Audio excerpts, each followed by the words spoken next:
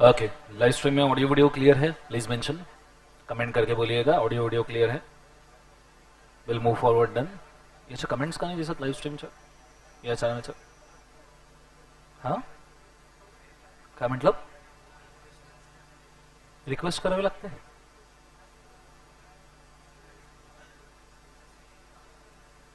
आणि ॲपवरही सुरू करणार होते ना? ॲप सुरू आहे का?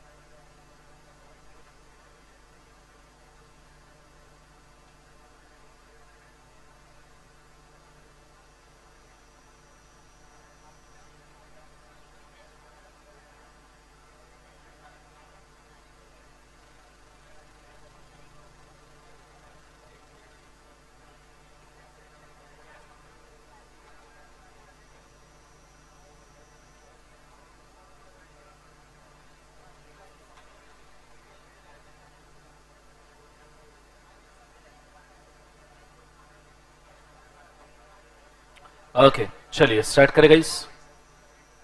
एवरीबडी यस और no?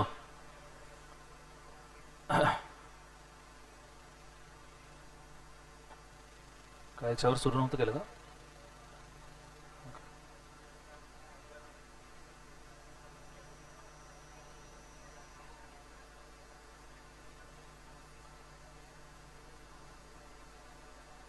Okay,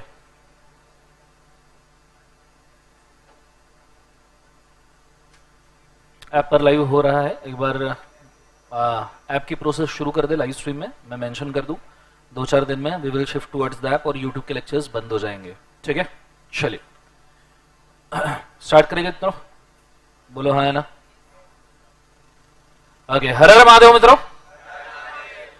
first of all सबको 77 years of independence and 78th day independence day की बहुत बहुत बधाई. एंड मैं इस दिन यही शुभकामना करता हूँ कि तुम बहुत जल्दी चार्टर्ड अकाउंटेंट बनो और इस देश के डेवलपमेंट में बहुत अच्छा कंट्रीब्यूशन करो.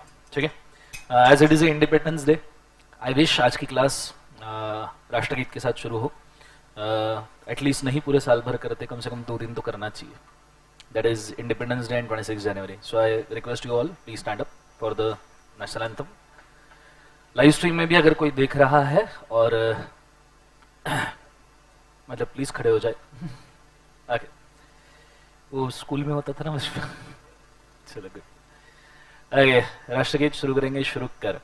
जन गण मन अधिनायक जय हे भारत भाग्य विधाता. पंजाब सिंध गुजरात मराठा द्राविड़ उत्कल वंग.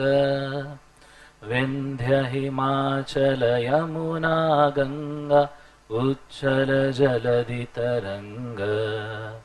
तव शुभ नामे जागे तव शुभ आशीष मांगे. गाहे तव जय गाथा. जन गण मंगलदायक जय हे भारत भाग्य विधाता. जय हे जय हे जय हे जय जय जय जय हे.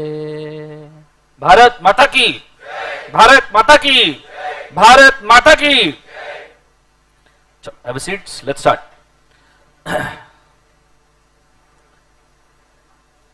Okay, first and foremost thing, are you guys ready? बोलो हाँ है ना? अब सबसे पहली बात, आज का लेक्चर के बारे में पहले कुछ मेंशन कर दूं और उसके बाद में हम स्टार्ट करेंगे. ठीक है, आ जाइए, अंदर आ जाइए. You they, please come fast.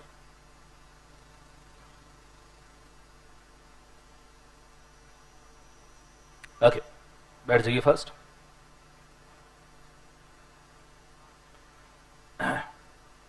Okay, आज के लेक्चर के बारे में पहले कुछ मेंशन कर दूं और उसके बाद में आगे बढ़ेंगे. Are you guys ready? बोलो हाँ है ना?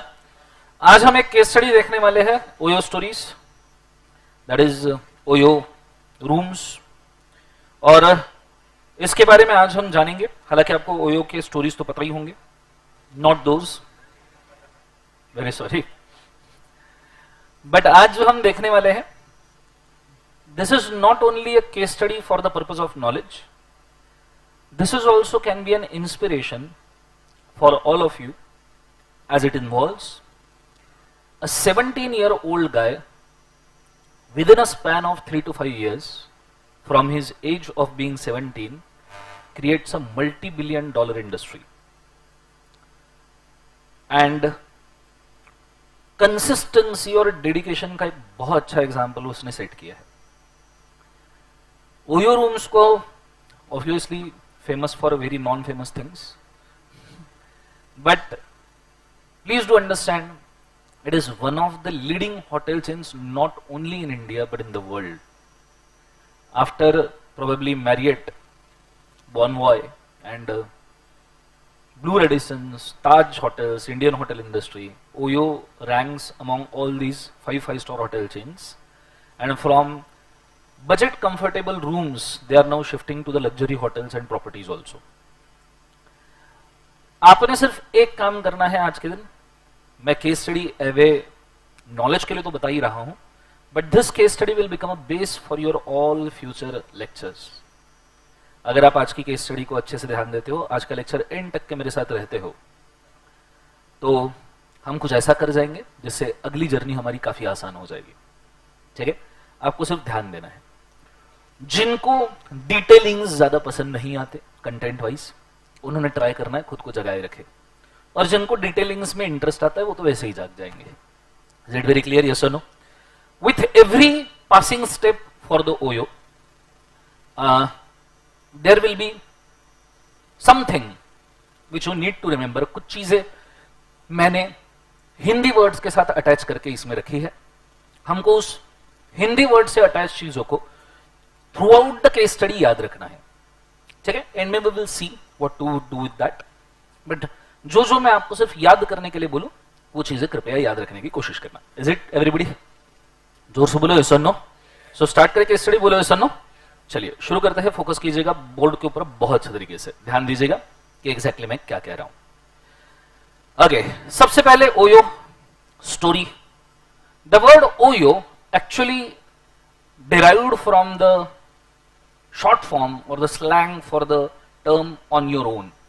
That means book a hotel on your own, have a luxury stay on your own, have a bed and breakfast model on your own, and you can leave the hotel on your own also. Now Oyo की अगर हम बात करें तो 2011 में there was a guy who was just 17-year-old, Ritesh Agarwal, and he got a fellowship, Thiel fellowship जिसको कहा जाता है, one of the very famous scholarships, जो रितेश अग्रवाल को मिली थी for the purpose of his intelligence and things, born to be an entrepreneur kind of person. And इस बंदे ने ये जो $1 लाख मिले, लेट्स सी अगर तुमको $1 लाख मिले, $1 lakh at that time was रफली around 60 lakh rupees. Currency conversion rate सभी 61 से 65 के बीच में तब जा रहे थे। $1 is equal to 60 rupees kind of, 61 to 65 kind of. तो पूरे केस स्टडी के अंदर मैं 61 से 65 के बहुत सारे आपको कन्वर्जन बताऊंगा तो आपको समझ में आएगा। ठीक है, सो $1 लाख की फेलोशिप मिली थी 17 साल के बच्चों को, मतलब 17 साल का लड़का, और हाथ में आ गए 60 लाख रुपए। इमेजिन तुम 17-18 साल के हो, बोलो हाँ है ना, व्हाट इफ तुम्हारे हाथ में 60 लाख आ गए? सर शॉपिंग कर, लड़के होंगे सर बाइक लूंगा, कार लूंगा, है ना। What he did, he dropped out of college. बोले पैसा तो आ गया तो कॉलेज करके क्या करूं? So he dropped out of college and उसने एक कंपनी शुरू की named as Oravel stays. OYO is just a brand, patent, original company का नाम है Oravel stays. Is it very clear? OYO is just a brand name, कोई एक catchy brand बनना चाहिए, इसलिए we use the word OYO. Is it very clear? Yes और no? पर एक्चुअल कंपनी का नाम क्या था बोले एक बार से, Oravel stays. Are you understanding what I am saying? Everybody yes और no? And this model, Oravel stays का model is called as bed and breakfast model. Now what is bed and breakfast model is, normally Airbnb ने ये concept सबसे पहले जाना था दुनिया में Airbnb first time understood in the world that कि भाई साहब जब लोग कोई भी होटल बुक करते हैं तो उनको दो बेसिक नीड होती है, a comfortable stay with a morning breakfast. मतलब अगर आप देखोगे तो 2011 के पहले जब लोग होटल बुक करते थे तो ब्रेकफास्ट के लिए भी अलग से पैसा पे करना पड़ता था, और मॉर्निंग में आदमी उठ के किधर ब्रेकफास्ट के लिए भागेगा नहीं। So Airbnb understood that this concept will work and Airbnb started this concept कि भाई साहब अगर आपका कोई स्टे बुक कर रहा है तो उसको ब्रेकफास्ट फ्री देते थे, जिसको रितेश अग्रवाल ने जैसा का वैसा उठा लिया, बोले ये बहुत काम की चीज है, क्योंकि सवेरे उठने के बाद कोई स्ट्रगल नहीं करना चाहता। Everyone who want to rush for the work will actually have the breakfast and then he will rush for the work, is it? और अगर आपका ब्रेकफास्ट मॉर्निंग का अच्छा ना हो, इफ यू हैव ऑब्जर्व्ड, तो आपका दिन का मेटाबॉलिज्म खराब हो जाता है, आपका मूड खराब हो जाता है and many other things, is it? So he started with the Oravel stage, and when he started with the Oravel stays, which was inspired from the concept of Airbnb, as you know what is a Airbnb, तो इसने 3 साल सिर्फ bed and breakfast model के ऊपर, Airbnb के concept के ऊपर इसने 3 साल तक मेहनत की। तब तक ओयो ये वर्ड आया नहीं था, it was just Oravel stays working on bed and breakfast model. So he took 3 years to create the company. Company बनाने के लिए, एक बार एक्शन करो सब लोग, कंपनी बनाने के लिए, जोर से, कंपनी लगना चाहिए कुछ बनाए गए में। सो कंपनी क्या बोले एक बार उसे बनाने के कितने साल लग गए? 3 साल। जोर से बोलो कितने साल लग गए? 3 साल। तो जो वर्ड मैं हिंदी में बोल रहा हूं थोड़ा आपको अजीब लगेगा, I am very sorry, but try कीजिए कि आप वो हिंदी वर्ड को मेरे एक्शंस के साथ टैग करके बस याद रखो। सो कंपनी बनाने के लिए कितने साल लग गए बोले एक बार? 3। And he just started Oravel stage with the 2 hotels and 10 rooms। और बंदे ने खुद के पास के 30 लाख रुपए, 60 लाख की जो फेलोशिप आई थी, उस 60 लाख रुपए में से 30 लाख रुपए, 30 लाख रुपीस लगाए इन 2 होटल्स के रिनोवेशन के लिए और 10 रूम्स के रिनोवेशन के लिए, इंटीरियर करने के लिए, होटल को ठीक करने के लिए। आपको पता है क्या किया है बंदे ने? जो अजीबोगरीब लॉजेस होते थे रेलवे स्टेशन, बस स्टैंड वगैरह के आसपास, सबसे पहले रेलवे स्टेशन, बस स्टैंड के आसपास जो शैबी लॉजेस होते थे जिसके ऊपर कोई जाके रहना भी नहीं चाहता था, उसने बस उसको 30 लाख रुपए लगा के ऐसे 2 लॉजेस पकड़े और उनको बहुत अच्छे से डेकोरेट किया कि जहां पे सोफिस्टिकेटेड मिडिल क्लास पर्सन जाके रहने की कोशिश तो भी करे। बस दैट्स ही इज डन। और स्टे का रेट रखा बोले 900 रुपए पर night with the breakfast. Is it very clear? Yes और नो? ये कंसेप्ट के ऊपर बंदा वर्क करता रहा एंड 3 साल बाद इन 2013 उसने खुद के कंपनी को नाम दिया ओयो, ऑन योर ओन। एक कैची ब्रांड की जरूरत थी जो लोगों के जबान पर रहे, इजीली एप्रिसिएबल रहे। नॉर्मली आपने देखना बड़े ब्रांड्स का एक बहुत अच्छा चीज होता है कि वो मेनली ऐसे नाम रखता है which are easy to understand.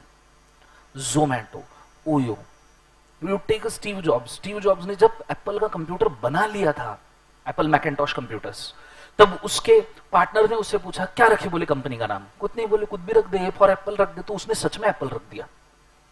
Are you understanding? Yes और नो? हालांकि फिर उन्होंने उसको डिराइव्ड स्टोरी में बहुत अलग अलग तरीके से बोला कि भाई साहब न्यूटन के सिर पे एप्पल गिरा था तो उन्होंने उसको एज अ थीम यूज किया, कुछ दिनों तक उसको एज अ लोगो यूज किया। उसके बाद में there was research scientist US में जिसने कंप्यूटर और एआई का इन्वेंशन किया था 1900 सदी के अंदर, 19th सेंचुरी के अंदर। उसको लोगों ने जहर देके मार दिया, तो उसके ट्रिब्यूट के अंदर उन्होंने एप्पल, और वो जहर एप्पल के थ्रू दिया था। तो वो जो एप्पल का एक बाइट लिया हुआ है, that bite was actually taken by that scientist, और वो मर गया तो उसके ट्रिब्यूट में उन्होंने फिर लोगो चेंज किया। So there are many stories behind Apple. Is it very clear? Yes or no? उसी प्रकार ये बंदे को एक कैची नेम चाहिए था, so he took Oyo. Simple as that. Is it very clear? Yes or no? और फिर जब इसने ओयो ब्रांड रखा और इसने कंसेप्ट पुट किया, now see please do understand, जब आप कोई स्टार्टअप क्रिएट करते हो और स्टार्टअप आप किसी के पास लेके जाते हो, किसी भी इन्वेस्टर के पास, तो फर्स्ट ऑफ ऑल सबसे पहली इन्वेस्टर आपको चीज पूछता है, what is proof of concept. This terminology is very important in a real world. Proof of concept. Proof of concept का मतलब है तू जो सोच रहा है, जो तेरा आइडिया है, वो एक्चुअली तूने खुद ने इंप्लीमेंट किया है करे, और अगर किया है तो उसके रिजल्ट कहां है financially, because no one will give you funding just on the basis of donation, he want a profit from the same. तो अब इसके पास 2 होटल और 10 रूम का प्रूफ ऑफ कंसेप्ट था। अब इसको एक्सपांड करना था, तो इसके पास पैसा नहीं था। 1 लाख की जो फेलोशिप आई थी, 30 लाख खुद लगा दिए, चलो 30 लाख और एडमिनिस्ट्रेशन में लग गए होंगे। 30 लाख का कैपिटल लगाया, 30 लाख एडमिनिस्ट्रेशन में लग गए। बंदे ने पैसा लगाया है, प्रूफ ऑफ कंसेप्ट रेडी है। फिर ओयो के साथ एक बहुत अच्छी चीज हुई, 2 सबसे बड़े इन्वेस्टर्स ओयो के अंदर आए 2013 में। एक का नाम है लाइट स्पीड, दूसरा का नाम है डीएसजी। आप कभी गूगल करके देखना Lightspeed investment, DSG investment, you will understand these are the investment funding agencies. Basically ये वो कंपनीज है जिनको angel investor, venture funding, seed funders इन नाम से जाना जाता है। मैं आपको फ्रैंकली बोलूं, आपने शार्क टैंक देखा है? बोलो हाँ ना? Everybody watch the Shark Tank? बोलो यस और no? Shark Tank is nothing but a peanuts in actual criterias of this industry. It's nothing but peanuts. वो मैक्सिमम कितना इन्वेस्ट करते? 5 करोड़, 10 करोड़, मैक्सिमम इन्वेस्टमेंट 50 करोड़। इनके इन्वेस्टमेंट पागल जैसे होते हैं, पागल जैसे। This was first round of funding for OYO. First round funding के भी अलग अलग राउंड होते हैं। This is the first round of funding for OYO on the basis of basic proof of concept, 2 hotels and 10 rooms। Is it? जोर से बोलो yes और नो? तो लाइट स्पीड और डीएसजी ने मिलके, लाइट स्पीड डीएसजी 2 लोग, बोलो हाँ है ना? तीसरा खुद रितेश अग्रवाल। सो 2-3, क्या याद रखना है? बोले एक बार 2-3। सो रितेश अग्रवाल ने कितने इन्वेस्टर को बुलाया? 2। और वो खुद तीसरा कौन सा था? बोले एक बार तीसरा। सो बुलाना, एक बार एक्शन करो, क्या करना है? बुलाना। कितने लोग? 2 लोग और रितेश अग्रवाल तीसरा। सो 2-3। Is it very clear? और इन्होंने ओयो में वो 2 होटल और 10 रूम्स के बेसिस पे कितना पैसा डाला? They put 4 crore rupees in the OYO on the basis of proof of concept, light speed and DSG. 4 crore. और रितेश अग्रवाल ने खुद के लगाए हुए 30 लाख। खुद के लगाए हुए कितना? बोले एक बार 30 लाख। तो अभी तक के बिजनेस में कितना कैपिटल लग गया है? लगाया, लगाना, कितना कैपिटल लगाया गया है? 4 करोड़ 30 लाख। बोलो हाँ है ना? सो 4.3 करोड़ का कैपिटल अभी तक के बिजनेस में पुट किया गया है। Is it very clear? सबको समझ में आ रहा है? बच्चों बोलो हाँ या ना? एक बार ये टाइमलाइन मुझे पूरी बताइए प्लीज। सबसे पहले क्या हुआ? कंपनी का नाम क्या बनाया था? सब जन बोलो, Oravel stays. Is it very clear? Oravel stage से ओयो बनने में, बनाना, एक्शन एक्शन, बनाना, कितने साल लग गए? 3। Is it very clear? फिर उसके बाद में ओयो बनने के बाद क्या किया गया? बुलाया गया, एक्शन एक्शन, बुलाया। कितने लोगों को बुलाया? 2 इन्वेस्टर और तीसरा कौन? रितेश अग्रवाल। उसने भी तो कैपिटल लगाया ना भाई। और इन्होंने कितना कैपिटल लगाया? लगाना, कितना कैपिटल लगाया? 4 करोड़ इन्वेस्टर्स ने, 30 लाख रितेश अग्रवाल ने, 4.3 करोड़ लगाया। एक बार सब जन बोलो 4.3 करोड़ लगाया। एक बार वापस से रिपीट करते हैं। बनाना 3 साल, बुलाना 2-3 लोग। Is it very clear? लगाना 4.3 crore. Is it very clear? जोर से बोलो यस और नो? फिर ओयो ने बाजी मार ली, क्योंकि बंदा डेडिकेटेड था, काम अच्छे से करता था। आपको क्या लगता है Ritesh Agarwal would have been a very smart guy? Is it और नॉट? थेल फेलोशिप मिला, स्मार्ट तो होना ही चाहिए। But do you know what more quality है? कंसिस्टेंसी। आपने देखना, एक चीज आपने नोटिस करना, मतलब मेरे को पर्सनली बंदे के बारे में ज्यादा पसंद आती है, दूसरे लोग स्टार्टअप बनाते नहीं ना, चिल्लाना ज्यादा शुरू करते हैं। थोड़ा सा भी सक्सेसफुल हो गया ना, ये कर दिया, वो कर दिया, फलना ढकना एक्सेट्रा। बराबर है? Have you ever heard Ritesh Agarwal का कोई भी यूजलेस स्टेटमेंट? मार्केट में कोई भी मार्केटिंग गिमिक करने का कोई भी तरीका? नथिंग। साइलेंटली बिजनेस रन कर रहा है, साइलेंटली। उसकी सबसे अच्छी क्वालिटी है बिना नजर में आए कंसिस्टेंट बिजनेस एफर्ट्स डालते रहना, कंसिस्टेंट बिजनेस एफर्ट डालते रहना साइलेंटली, एंड उसका बिजनेस ही हवा कर जाएगा। इट्स नॉट ऑलवेज रिक्वायर्ड तुम हवा करते करते चीजों को करो, इट इज रिक्वायर्ड दैट तुम चीजों में ही हवा करो तो चीजें अपने आप हवा कर दे। और वो असर दिखा। ओयो 2014 मार्च 2011 में बना, वहां से लेके 4थे साल में है हम अभी। 4.5 करोड़ के आसपास पैसा रेज कर चुका है। 2 होटल 10 रूम्स के साथ शुरू किया था, which in 2014 lead to 11 hotels and 104 room. 4.5 crore के इन्वेस्टमेंट को एब्सोल्यूट लेवल पे किस तरीके से ऑप्टिमाइज करना, इसका बेस्ट एग्जांपल है। खुद ने 30 लाख लगाए 2 होटल्स के ऊपर, जब 4 करोड़ हाथ में आया स्ट्रेट अवे 11 होटल्स। आप सोचो प्रोपोर्शन ऑफ इन्वेस्टमेंट एग्जैक्टली सटीक जा रहा है। 30 लाख में कितने होटल? 2। 4 करोड़ में रफली कितने क्रिएट किए? 11। Are you understanding? Is it very clear? अब ऑब्वियसली एम्प्लॉइज वगैरह एडमिनिस्ट्रेशन के लिए पैसा लगेगा, वो तो लग ही रहा था।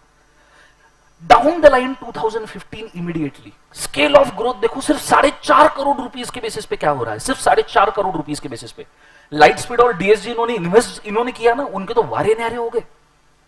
2 होटल और 10 रूम पे इन्वेस्ट किया था, it lead to 85 hotels and 1500 rooms. आप सोचो 11 होटल से 85 hotel and 1500 rooms within a span of 1 year. और ये वो समय था जब इंडिया में लोग ओयो को जानना शुरू कर दिए थे, क्योंकि अब ये हर वो सिटी में दिखना शुरू हो गया था जहां पे लोगों को इसका नाम भी नहीं पता था। ओयो ओयो ओयो 2015 से सबको पता है कि ओयो क्या है। It is because of this mass expansion. Are you understanding? जैसे ही इंडिया में इसने कंसेप्ट हिट किया, इंटरनेशनल इन्वेस्टर्स की नजरें पड़ गई।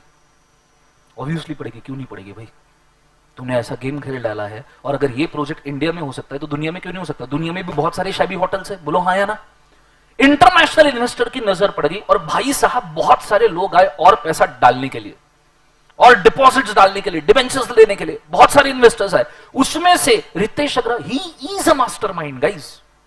अब इसके सामने लोग झोली मतलब पैसा लेके खड़े हैं कि ले भाई तू जो बोलेगा देंगे तेरे को, तू जो बोलेगा। But he such a smart गाय, उसने वापस से लाइट स्पीड को ही बुलाया।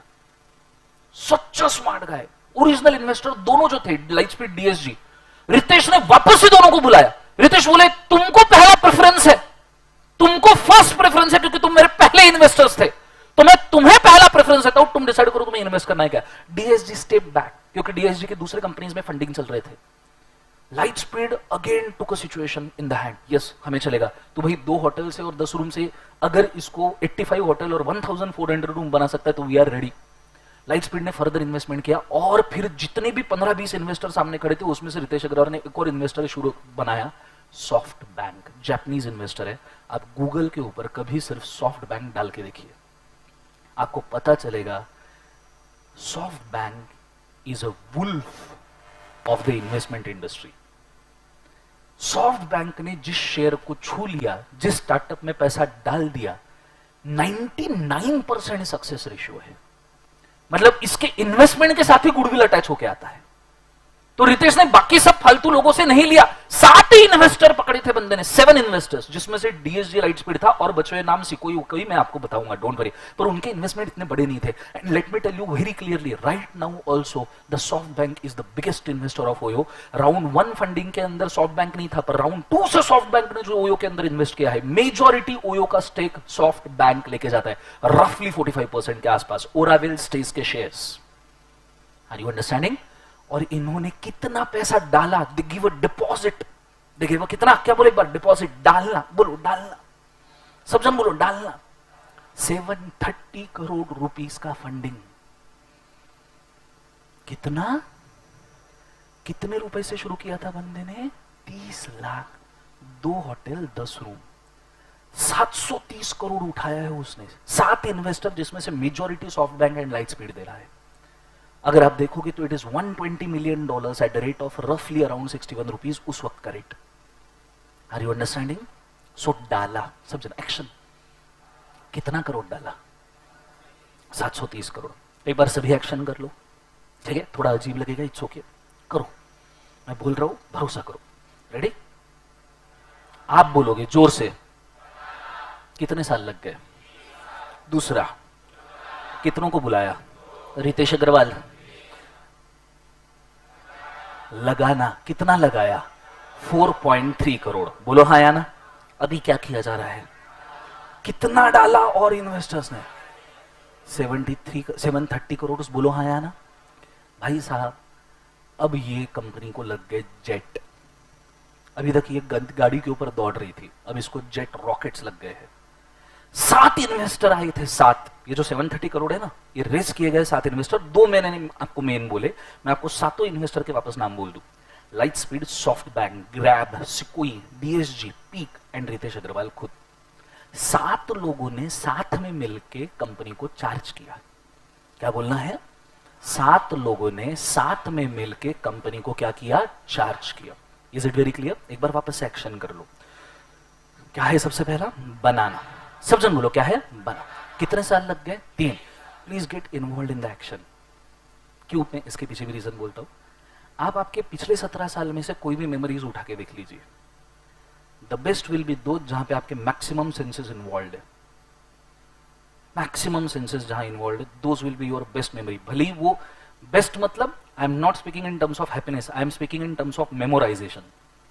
सभी सेंसेस इन्वॉल्व करके रो भी रहे हो तो बहुत अच्छी मेमोरी है, और सभी सेंसेस इन्वॉल्व करके हंस भी रहे हो तो भी बहुत अच्छी, परफॉर्म भी कर रहे हो बहुत अच्छी मेमोरी है। Are you understanding? So try to involve your maximum senses, the more senses will be involved the better memory will be created.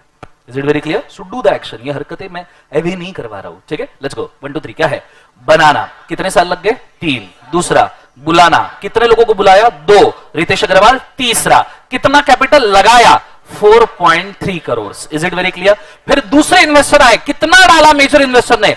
डालना, क्या डालना, कितना डाला? 730 करोड़। कितने इन्वेस्टर्स आए थे? 7 इन्वेस्टर्स। 7 इन्वेस्टर्स ने साथ में मिलके ओयो को क्या कर दिया? चार्ज। अब रॉकेट लग गए, बोलो यस और नो? भाई साहब, बंदा उड़ गया, ठीक है? ओयो ओरावेल स्टेज उड़ गया। अभी तक ये सिर्फ इंडिया में था, अभी जापानीज इन्वेस्टर भी आया है। अब इसके बाद में राउंड 3 ऑफ फंडिंग के ऊपर पहुंचा बंदा। काय के ऊपर पहुंचा? बोले एक बार, राउंड 3 ऑफ फंडिंग। कोविड के जस्ट पहले 3rd राउंड ऑफ फंडिंग, और उसके अंदर इसके सामने और भी इन्वेस्टर्स खड़े थे। As I said, the person is mastermind. इसने सभी इन्वेस्टर को बाजू में किया और सिर्फ एक को पकड़ा, the 8th investor, RA hospitality solutions.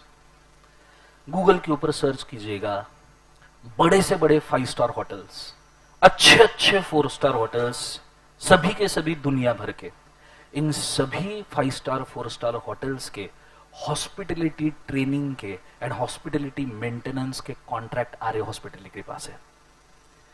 Ritesh Agarwal के पास रूम्स थे, रितेश अग्रवाल के पास होटल थे, पर अब रितेश अग्रवाल को 85 होटल्स एंड 1400 रूम से उठ के इंटरनेशनल लेवल पे जाना था, ज्यादा होटल ज्यादा रूम्स के लिए, और वहां पे क्वालिटी कंट्रोल बहुत बड़ा क्वेश्चन था।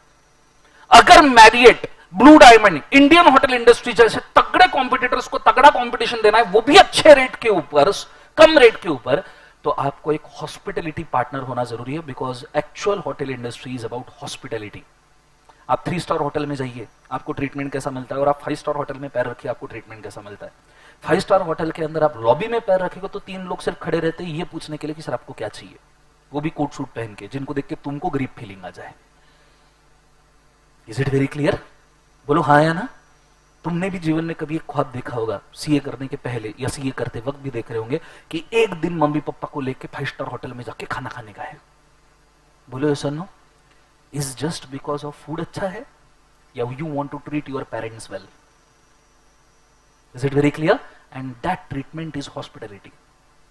एंड अब रितेश को पता था कि भाई मैंने इंडस्ट्री तो बना ली, पर अब है क्वालिटी कंट्रोल की बारी। आप सोचो, सॉफ्ट बैंक दुनिया का बिगेस्ट इन्वेस्टर आ गया, तो कितने इन्वेस्टर लाइन में खड़े होंगे अभी? बराबर है? शार्क टैंक को तो गिन भी नहीं रहे, 2000 पीनट्स, उससे तो कुछ होगा भी नहीं इनका। समझ में आ रहा है? और मैं आपको फ्रैंकली बोलूं, शार्क टैंक में लोग एक्चुअली फंडिंग लेने के लिए जाते ही नहीं है, पब्लिसिटी के लिए जाते हैं। वहां पे जाते हैं, वो अनसेंट ऑफर दे देते हैं जो शार्क्स एक्सेप्ट ही नहीं करेंगे, वापस आ जाते हैं चुपचाप, और बाद में सेम चीज के रील बना के इंस्टाग्राम पे डालते कि हम शार्क टैंक में गए थे। बोलो हाँ है ना? Is it very clear?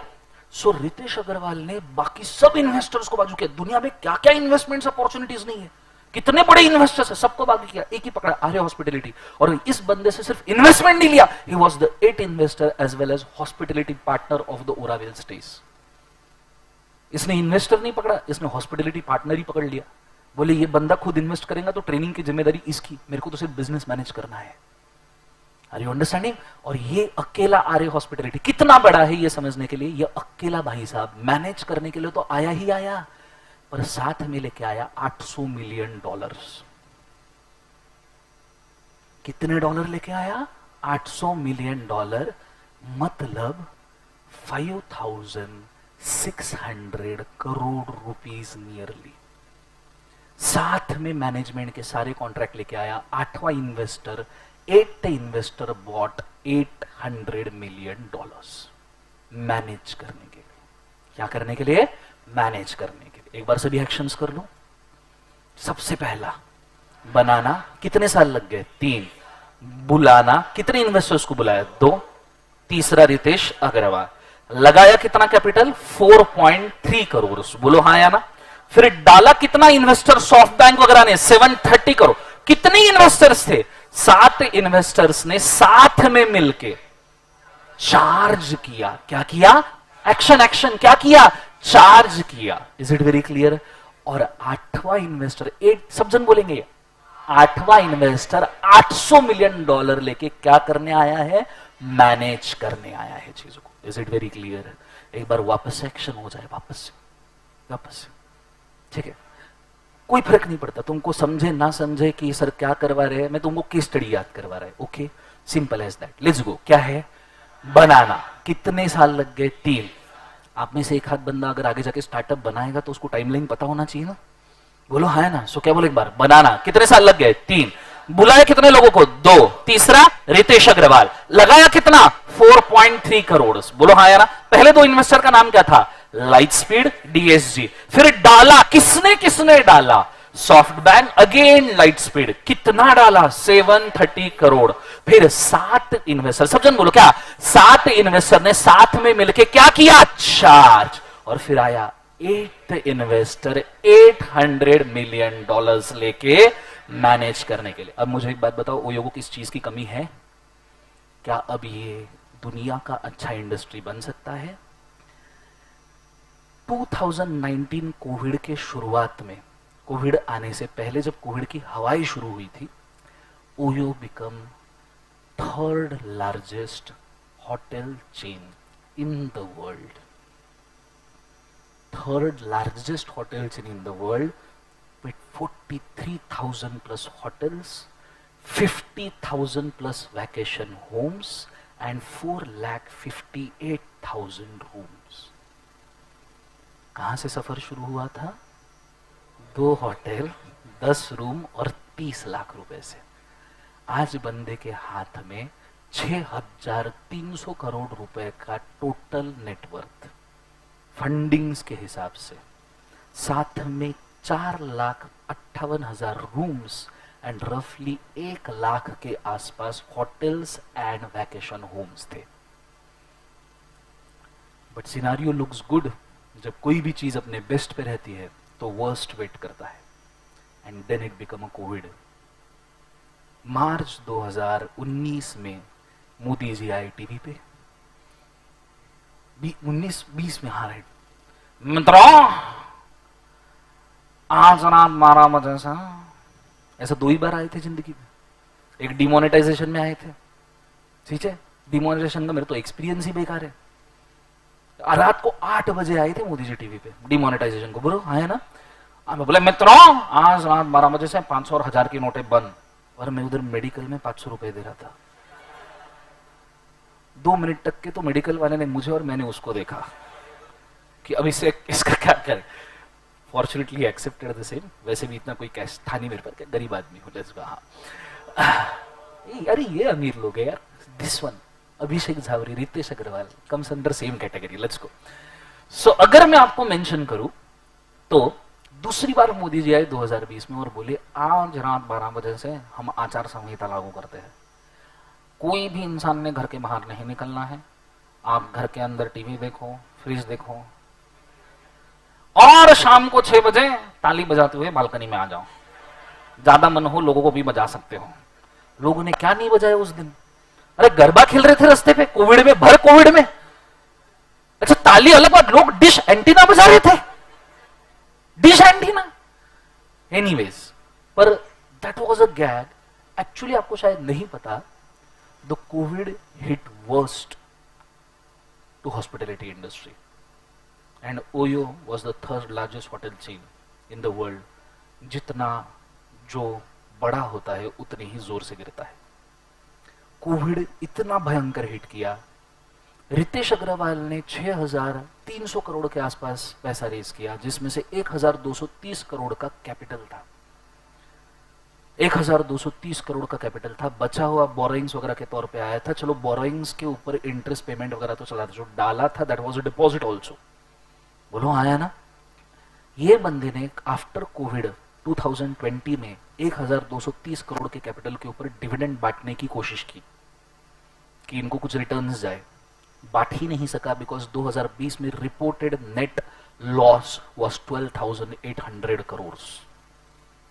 जब आप 1 लाख के आसपास होटल और वैकेशन होम्स लेके चलते हो तो इन सब की सैलरी, इनके मेंटेनेंस एक्सपेंसेस, स्टाफ के एक्सपेंसेस, ये सब चीजें तकलीफ देती है। बोलो हाँ या ना? ऑब्वियस सी बात है, बांटने की कोशिश की। कितने कैपिटल के ऊपर? सब जन बोलो क्या करना है? बांटना। Action action. क्या करना है? बांट। कितना बांटना था? 1230 करोड़ के कैपिटल के ऊपर डिविडेंड बांटना था। बोलो हाँ या ना? पर अकाउंट क्लोज जो किए, अकाउंट सब जन अकाउंट क्लोज जो किए, उसमें लॉस कितना आया? 12,800 करोड़ रुपए। Is it very clear? और ये लॉस ओयो का लास्ट ईयर के प्रॉफिट के -139% था ऑडिटेड फाइनेंशियल स्टेटमेंट में। मतलब चेक करने के बाद जो लॉस आया, क्या करने के बाद? Action action action. क्या करने के बाद? चेक करने के बाद जो लॉस आया वो था -139%। Now this was the test of tough times. एक बार पहले अपन एक्शन कर लेते हैं सब, ठीक है? ये फिगर्स देख लो वापस से एक बार। क्या करना है? बांटना। कितने कैपिटल के ऊपर बांटना है? सब एक्शन करेंगे। कितने कैपिटल के ऊपर बांटना है? 1230 करोड़। क्लियर है कंसेप्ट? पर नहीं बांट पाया, क्यों? क्योंकि अकाउंट क्लोजर पे कितना प्रॉफिट दिखा? लॉस था 12,800 करोड़। और ये चेक करने के बाद में पिछले साल के कंपैरिजन में कितना निकला? -139%। Are you understanding? क्या ओयो हारा या क्या रितेश अग्रवाल हारा? आपको पता है ये बंदे ने तभी भी दिमाग चलाया। पूरे कोविड में इसको पता था मैं कुछ नहीं कर सकता, दुनिया ही मेरे हाथ में नहीं है, तो इसने दिमाग लगाया रिसर्च एंड डेवलपमेंट पे। और आपने देखना कोविड जैसे ही खुलता है ये बंदा डिक्लेयर करता है OYO town house. OYO town house Covid के पहले इतना ज्यादा फेमस कंसेप्ट नहीं था। ओयो अभी तक के बजट होटल्स में गिना जाता था due to the step of OYO town house it being counted in the luxury hotels. और अब ये 4 स्टार 5 स्टार सेगमेंट के साथ कंपीट करना शुरू किया। बंदे को पता था ड्यूरिंग कोविड कुछ नहीं कर सकते, इस वक्त अगर मैं कुछ कर सकता हूं वो तो नए कंसेप्ट बना सकता हूं। और इसको एक चीज के ऊपर बहुत भरोसा था कि कोविड में लोग घर पे रहने के बाद इतना सेविंग हो रहा है, इतना सेविंग हो रहा है कि 3 ही इंडस्ट्री कोविड के बाद आगे बढ़ेगी। पहले प्रॉपर्टी इन्वेस्टमेंट, दूसरा कार्स एंड तीसरा टूरिज्म। क्योंकि सब घर पे बैठ के बोर हो गए थे। आप सोचो कोविड से बाहर जब निकले तो पहली चीज आपने क्या की? घूमने के लिए जाते। बोलो हाँ या ना? लोग कोविड के बाद मनाली में लाइन लगाए थे। मनाली, आपको पता है वहां से लेके ट्रैफिक जाम जो मनाली का शुरू हुआ आज तक होता है। इज इट यस और नो? तो कोविड के बाद लोग घूमेंगे, रितेश अग्रवाल को कंफर्म था, तो उसने सिर्फ पेशेंस रखा, सभी इन्वेस्टर को मैनेज किया। नाउ अंडरस्टैंड, जिन इन्वेस्टर्स ने आपको 6,300 करोड़ रुपए दिए हैं, अब उनको बोल रहे हो आप शांत रहो। Is it possible? But he made it clear, he made it clear. एवे नहीं, इसलिए वो एंटरप्रेन्योर है और इसलिए उसने बहुत अच्छा काम किया, ये मैं बोलता हूं। और कोई गाजा वाजा नहीं, कोई किधर पब्लिसिटी, कुछ नहीं, एक्स्ट्रा का कोई एक्शन नहीं, मीडिया में कोई स्टेटमेंट नहीं, कुछ नहीं, कुछ फालतूगिरी नहीं जिंदगी के अंदर। एकदम स्ट्रेट और क्लियर, मेरे को धंधा चलाने का है, मैं बिजनेस चलाएगा, इसको हिट करेगा, बात खत्म। Is it very clear? लोग स्टार्टअप फंक्शन नहीं करते तो शार्क टैंक में आके बैठ जाते हैं, बाद में बोलते मेरा एक्सपर्टीज नहीं है। तो क्यों नहीं है? जब तक आए तब तक क्यों बिजनेस नहीं किया आपने? बोलो हाँ या ना? So basically understanding he was a pure businessman. आगे जाके ओयो ने ये डिसाइड किया कि जैसे ही कोविड हटेगा we will expand into foreign markets. OYO ने फॉरेन कंपनीज, एलएलपीज, एलएलसीज के फॉर्म में 81 कंट्रीज को हिट किया after the covid. 1 million room across 800 cities, 1 million 10 lakh के आसपास रूम्स बनाए 800 सिटीज के अंदर, 81 कंट्रीज के अंदर। और ओयो ने आफ्टर दैट पीछे मुड़ के देखा नहीं। हाँ, कोविड जब हिट किया तो ऐसे सिचुएशन में ओयो को बहुत बड़ा लॉस हुआ दुनिया में, बहुत बड़ा।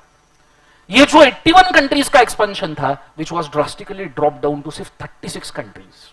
कितने कंट्रीज बोले एक बार उसे? 36 कंट्रीज। मुझे एक बात बताओ वापस से, कितने कंट्रीज में एक्सपेंशन किया था एलएलपी एलएलसी के फॉर्म में? 81। अब इंडिया में कॉर्पोरेट स्ट्रक्चर चलता है पर बाहर चलाने के लिए आपको एलएलपी कभी भी बेटर है। सो एलएलपी के फॉर्म में कितने कंट्रीज में एक्सपांड किया था? 81। एक बार वापस से मुझे सभी एक्शन के साथ स्टोरी थोड़ी सी रिवाइज करवा दो। रेडी? सबसे पहला क्या है? बनाना। कितने साल लग गए बनाने के लिए? 3 साल। दूसरा क्या है? बुलाना। कितने लोगों को बुलाया? 2। तीसरा रितेश अग्रवाल। कितना कैपिटल लगाया? 4.3 करोड़। बोलो हाँ या ना? फिर उसके बाद में डाला, बड़े इन्वेस्टर्स आए। कितना डाला? 730 करोड़। फिर 7 इन्वेस्टर्स ने साथ में मिलकर क्या किया? चार्ज किया। और साथ में हमने देखा आठवां इन्वेस्टर आया $800 मिलियन लेके मैनेज करने के लिए, बोलो हाँ है ना। Then he hit by the, किससे बोले एक बार, COVID. Third largest hotel industry expanded to 81 countries being hit by, कैसे, कोविड। रितेश अग्रवाल क्या डिविडेंड दे पाया, क्या बांट पाया, कितने कैपिटल के ऊपर बांटना था, 1230 करोड़, नहीं बांट पाया। क्यों नहीं बांट पाया, क्योंकि अकाउंट जो क्लोज किए, लॉस कितना बुक किया, 12,800 करोड़। परसेंटेज फॉर्म में चेक करने के बाद कितना निकला, -139 करोड़। स्टिल बंदा रुका क्या, 81 कंट्रीज में एलएलपी एलएलसी के फॉर्म में क्या किया, एक्सपांड किया। आपको पता है भले ही उसके बाद में कंट्रीज कम बची, पर 36-37 कंट्रीज से रितेश अग्रवाल ने फॉरेन एक्सचेंज के फॉर्म में इंडिया को $49 मिलियन का रेवेन्यू कमा के दिया पर ईयर के हिसाब से, which is amounting to 490 crore, my mistake, 490 millions का रेवेन्यू कमा के दिया, विच इज अराउंड 3,642 करोड़। अब आप सोचो जितना इसने 6,400 करोड़ का इन्वेस्टमेंट उठाया था, उतना तो कोविड के बाद में पर ईयर ये बंदा उसका हाफ कमा रहा था। अब मुझे एक बात बताओ, वापस से इन्वेस्टर खुश हुए होंगे, नहीं हुए होंगे? कितना रेस किया था, 6,300-400 करोड़, और अब पर ईयर कितना कमा रहा है, 3,500 करोड़ के आसपास। Is it very clear? कितना फॉरेन एक्सचेंज आ रहा था, कितना ऐसा एक्शन, कितना फॉरेन एक्सचेंज आ रहा था, 490 million. Is it very clear? जोर से बोलो सर नो। और अभी ओयो ये इंडिया का नंबर 1 होटल इंडस्ट्री है, दुनिया का ये थर्ड लार्जेस्ट होटल इंडस्ट्री है, बिकॉज अभी मैरियट्स एंड वो कौन सा Indian hotel industries and blue diamonds and वो रिच कार्टन, इन होटल्स को ओवरटेक करने के लिए बहुत दम लगेगा, पर करेंगे, धीरे धीरे कंफर्म ही होगा, सब अच्छा होगा, it will happen. Is it very clear? Yes और नो? एवरीबॉडी यस और नो? सो मुझे एक बार वापस से पूरा स्टोरी बताओ, ठीक है? Are you guys ready? Sir case study याद करना है? हाँ बेटा, केस स्टडी याद चाहिए अपने को। रेडी? Let's go. वापस से सब जन फोकस, क्या है बोले एक बार।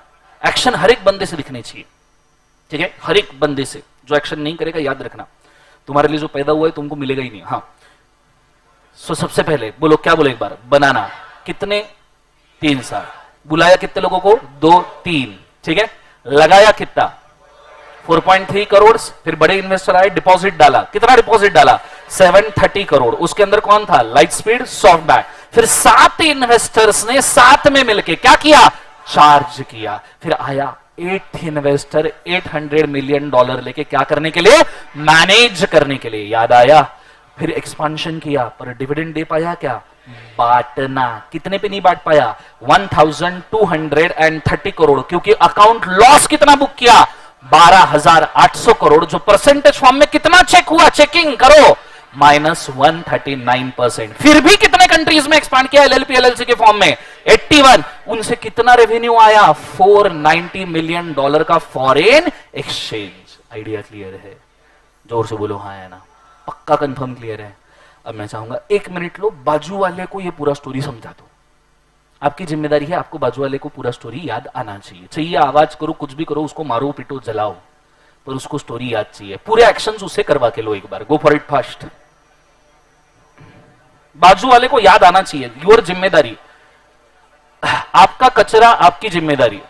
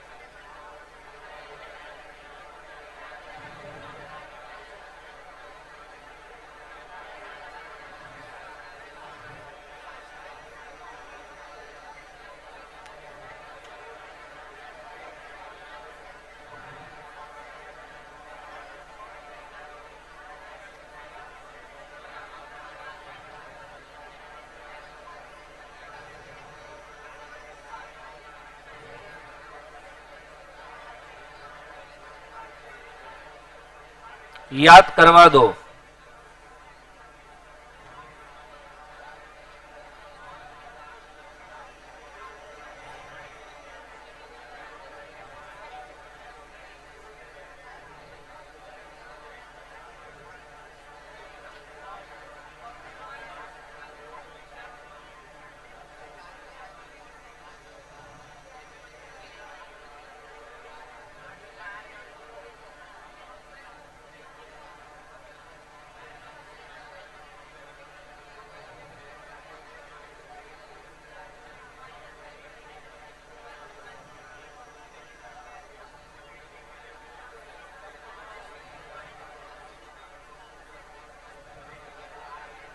पूरे एक्शंस आने चाहिए बाजू वाले को। हाँ, लाइव स्ट्रीम वाले जो भी घर पे अकेले तुम तकिया, गद्दी, चद्दर, sofa, bed, fridge, washing machine, TV इनको समझा तो उनसे भी एक्शन करवा लो।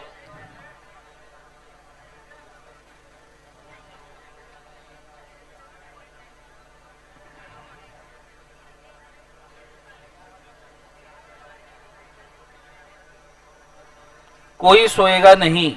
आई need you to remember everything. 2-4 बार पूरा का पूरा प्रोसेस कर लो।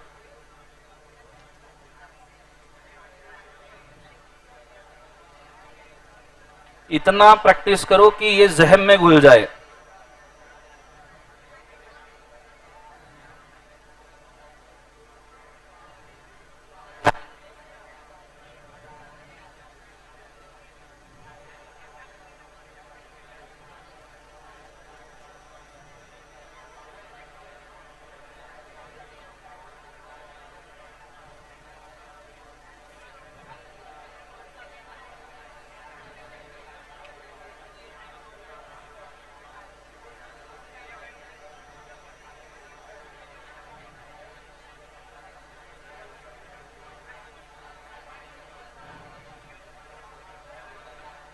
चलो, एक्शंस हो गए सबको याद? एवरीबॉडी बोलो हाँ या ना। चलिए एक साथ मेरे साथ सब लोग एक्शन करेंगे। लास्ट टाइम केस स्टडी याद हो जाएगा पूरा अपने को। Let's go. 1 2 3 बोलो। क्या है? बनाना। कितने का साल लग गए? 3। दूसरा बुलाना, 2 लोग। तीसरा रितेश अग्रवाल। सबने एक्शन करने हैं, ठीक है? जो लेट आया, स्टार्टिंग का मिस हुआ है, दूसरों का देख के थोड़ा सीख लो, बहुत काम में आएगा। तीसरा लगाना। कितना लगाया? 4.3 करोड़। क्या लगाया? कैपिटल। बुलाया कैसे था? प्रोस्पेक्टस से। ये सुनो। उसके बाद में डाला। क्या डाला? डिपॉजिट। जोर से बोलो। क्या डाला? डिपॉजिट। कितना? 730 करोड़। फिर कितने इन्वेस्टर्स? 7 इन्वेस्टर्स ने साथ में मिलकर चार्ज किया। चार्जेस बोलो हाँ या ना। फिर आया 8th इन्वेस्टर, $800 मिलियन लेके उसने क्या किया? मैनेज किया। फिर एक्सपेंशन किया, 3rd लार्जेस्ट इंडस्ट्री बना। पर कोविड हिट हुआ तो प्रॉफिट बांट पाया गया? बांटना। कितना बांटना था? कितने कैपिटल पे? 1230 करोड़। बोलो हाँ या ना।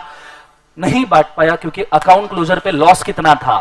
12,800 करोड़। और चेक करने पे परसेंटेज कितना निकला? -139%। बोलो हाँ या ना। फिर भी एलएलपी एलएलसी के फॉर्म में कितने कंट्रीज में एक्सपांड किया था? 81। जिससे नेट रेवेन्यू फॉरेन एक्सचेंज कितना आ रहा था? $490 million. Is it very clear? Okay, board के ऊपर ध्यान दीजिएगा सिर्फ। अब मेरे को अगले 5 मिनट किसी का किधर भी ध्यान नहीं चाहिए, ऑन स्ट्रिक्ट वार्निंग, अदरवाइज तुम गए, मैं कुछ नहीं कर पाऊंगा। सिर्फ बोर्ड पे ध्यान। मुझे तो पहला वर्ड क्या था? कहना है से बनाना मतलब कंपनी का फॉर्मेशन, इनकॉर्पोरेशन। कितने लोगों ने बनाया था? सॉरी, कितने साल बना था? 3 साल। बोलो हाँ या ना। फिर बुलाना मतलब प्रोस्पेक्टस देके बुलाया था। कितने लोगों को बुलाया? 2। और तीसरा कौन? रितेश अग्रवाल। कितना कैपिटल लगाया? सब जन बोलो। कितना कैपिटल लगाया? 4.3 करोड़। Can I right 43? कितना बाद में सॉफ्ट बैंक और लाइट स्पीड में डाला? 730 crore. 730 crore. Can I right 73? बोलो हाँ या ना। फिर चार्ज किया। कितने इन्वेस्टर्स ने चार्ज किया? 7 इन्वेस्टर्स ने साथ में मिलकर चार्ज किया। बोलो हाँ या ना। फिर आया 8th इन्वेस्टर। क्या करने के लिए? मैनेजमेंट एडमिनिस्ट्रेशन के लिए। कितने मिलियन डॉलर्स लेके आया? $8 मिलियन। फिर बांटना चाहा डिविडेंड पर कोविड हिट किया। कितने कैपिटल पे बांटना चाहा? 1230 करोड़। बोलो हाँ या ना। और अकाउंट क्लोजर पे कितना लॉस बुक किया?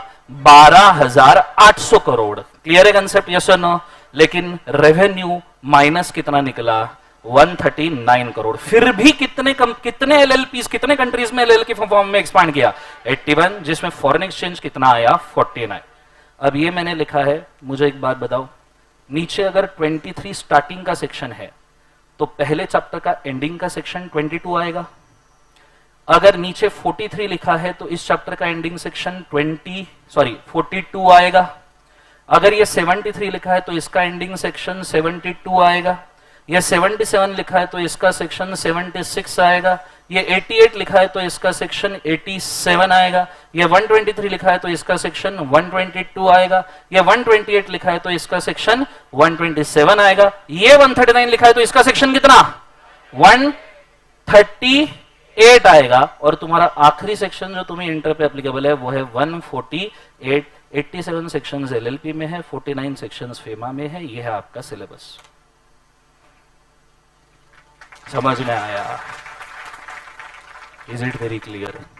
तो सिर्फ हम ओयो स्टोरी नहीं पढ़ रहे थे, हम सिलेबस के स्टार्टिंग एंडिंग सेक्शन याद कर रहे थे। तो आप चाहो ना चाहो तुम्हारे दिमाग में सिलेबस छप चुका है।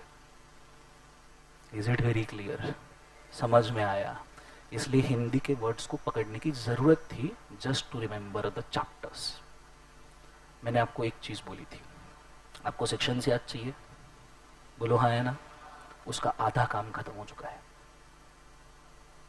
ठीक है? ये आपके दिमाग में अगर घर कर गया आज, तो 148 सेक्शंस या जितने भी है उसको तुम्हारे दिमाग में बिठाने की जिम्मेदारी मेरी है। Is it very clear? अब जिन्होंने इसको मिस किया थोड़ा भी, वो अब थोड़े सीरियस हो जाओ, वापस से एक बार एक्शन करो। Are you guys ready? चलो स्टार्ट करते हैं। सबसे पहला क्या है बोले एक बार? बन। कितने साल लग गए? एकदम सीरियस हो गए सब लोग पहले। ओके, सो बनाना कितने साल लग गए? 3। अब थोड़ा सा ट्राई करो कि अगले इसमें जो सेक्शन है उसके पहले का आप साथ में बोलो बनाने के साथ। ठीक है? जैसे अब बुलाना में कितने लोगों को बुलाया था? 2-3। तो उसके पहले का सेक्शन क्या आएगा? 22। तो आपने बोलने की कोशिश करनी। नहीं आया चलेगा, पहली बार है, ये भी कौन करता है। Is it very clear? Let's go. सबसे पहले क्या है? बनाना। कितने साल लग गए? 3। 3 से लेके 22। Is it very clear? बोलो हाँ है ना? और मैं आपको एक और टिप दूं, अगले 3 चैप्टर तक के एंडिंग वाला जो यूनिट नंबर का सेक्शन है वो 2 ही रहने वाला है, बिकॉज बनाने वाला 3, 23, 43, 73 है। Is it very clear? थोड़ा दिमाग लगाना पड़ेगा। अभी मैं जो बोल रहा हूं उनके साथ थोड़ा रिलेट करना पड़ेगा। एकदम क्लिक नहीं होगा, आई नो, बट आज सब हो जाएगा। सो एक बार वापस से क्या बोले एक बार? बनाना 3 से लेके 22। बुलाया कितने लोगों को? 2-3। कैपिटल कितना लगाया था? 43। तो इधर क्या आएगा? 42। लगाया कैपिटल कितना? 43। डाला कितना था? 730। 73 के पहले क्या आएगा? 72। तो ये क्या हो गया? 43 से लेके 72। अब समझ में आ रहा है मैं क्या कर रहा हूं? लाइव स्ट्रीम में भी समझ में आ रहा है क्या? पकड़े रहना है सिर्फ। ठीक है? फिर डाला कितना? 73। 7 लोगों ने साथ में मिलके, तो 77 था, 77 के पहले क्या आएगा? 76। तो ये क्या हो गया? डिपॉजिट। डिपॉजिट डालना 73 से लेके 76। Is it very clear? 7 लोगों ने मिलके साथ में चार्ज किया। स्टार्टिंग सेक्शन क्या हुआ? 77, पर 8वां इन्वेस्टर आया 800 लेके 88, तो उसके पहले का सेक्शन 87। तो डिपॉजिट कहां से कहां तक आया? 77, सॉरी चार्जेस कहां से कहां तक आया? 77 से लेके 87। Is it very clear? फिर 8 लोगों ने मिलके 800 मिलियन डाले 88, पर बांट नहीं पाया 123। 123 के एक पहले 122, तो मैनेजमेंट का क्या सेक्शन? 88 से लेके 122। समझ में आ रहा है? जोर से बोलो सुनो। फिर नेक्स्ट वाला बांटना चाहा 123, पर अकाउंट कितने क्लोज लॉस पे क्लोज हुआ? 12,800। तो 123 से, बहुत बढ़िया, अब समझे तुम। अकाउंट्स क्लोज हुआ 12,800, 128, बट रेवेन्यू कितना रिकॉग्नाइज किया? -139। उसके पहले 1, सो 128 से 138 अकाउंट्स क्लोजर। एंड चेक किया मतलब ऑडिट किया 139 से। तुम्हारे कितने सेक्शन है? 148। 470 सेक्शन में से 148 पढ़ने हैं, तो क्या आया? 148। एलएलपी कितने फॉर्म में एक्सपांड किया था? 81 कंट्रीज। रेवेन्यू कितना आया था? $490 मिलियन। ये आपके सिलेबस का मेजॉरिटी एरिया हो गया।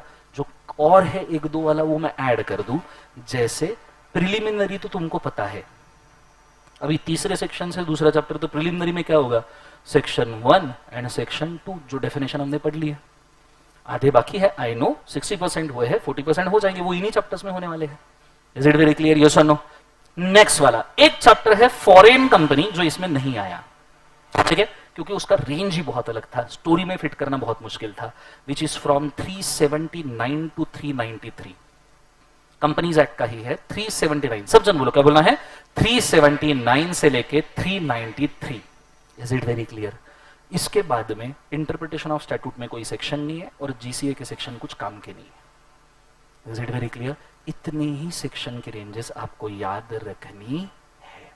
यह है आपका सिलेबस, ठीक है। साथ में मैं दूसरे चैप्टर चाहूं तो आप चाहो तो लिख दूं, यहां फॉरेन कंपनी पूरा लिख दूं, फॉरेन क्या लिख बाजू से कंपनी, ठीक है। इधर मैं लिखना चाहूंगा GCA general clause act 1897, section ज्यादा काम के नहीं है, जो जो काम के याद दिलवा दूंगा। And interpretation of statute, inter क्या लिख बाजू से प्रिटेशन ऑफ क्या लिख बाजू से statute. Is it very clear? बोलो हाँ है ना। इसके लिए कोई भी सेक्शन है क्या? नहीं। जीसीए के हम कौन से सेक्शन करने वाले हैं? सिलेक्टेड।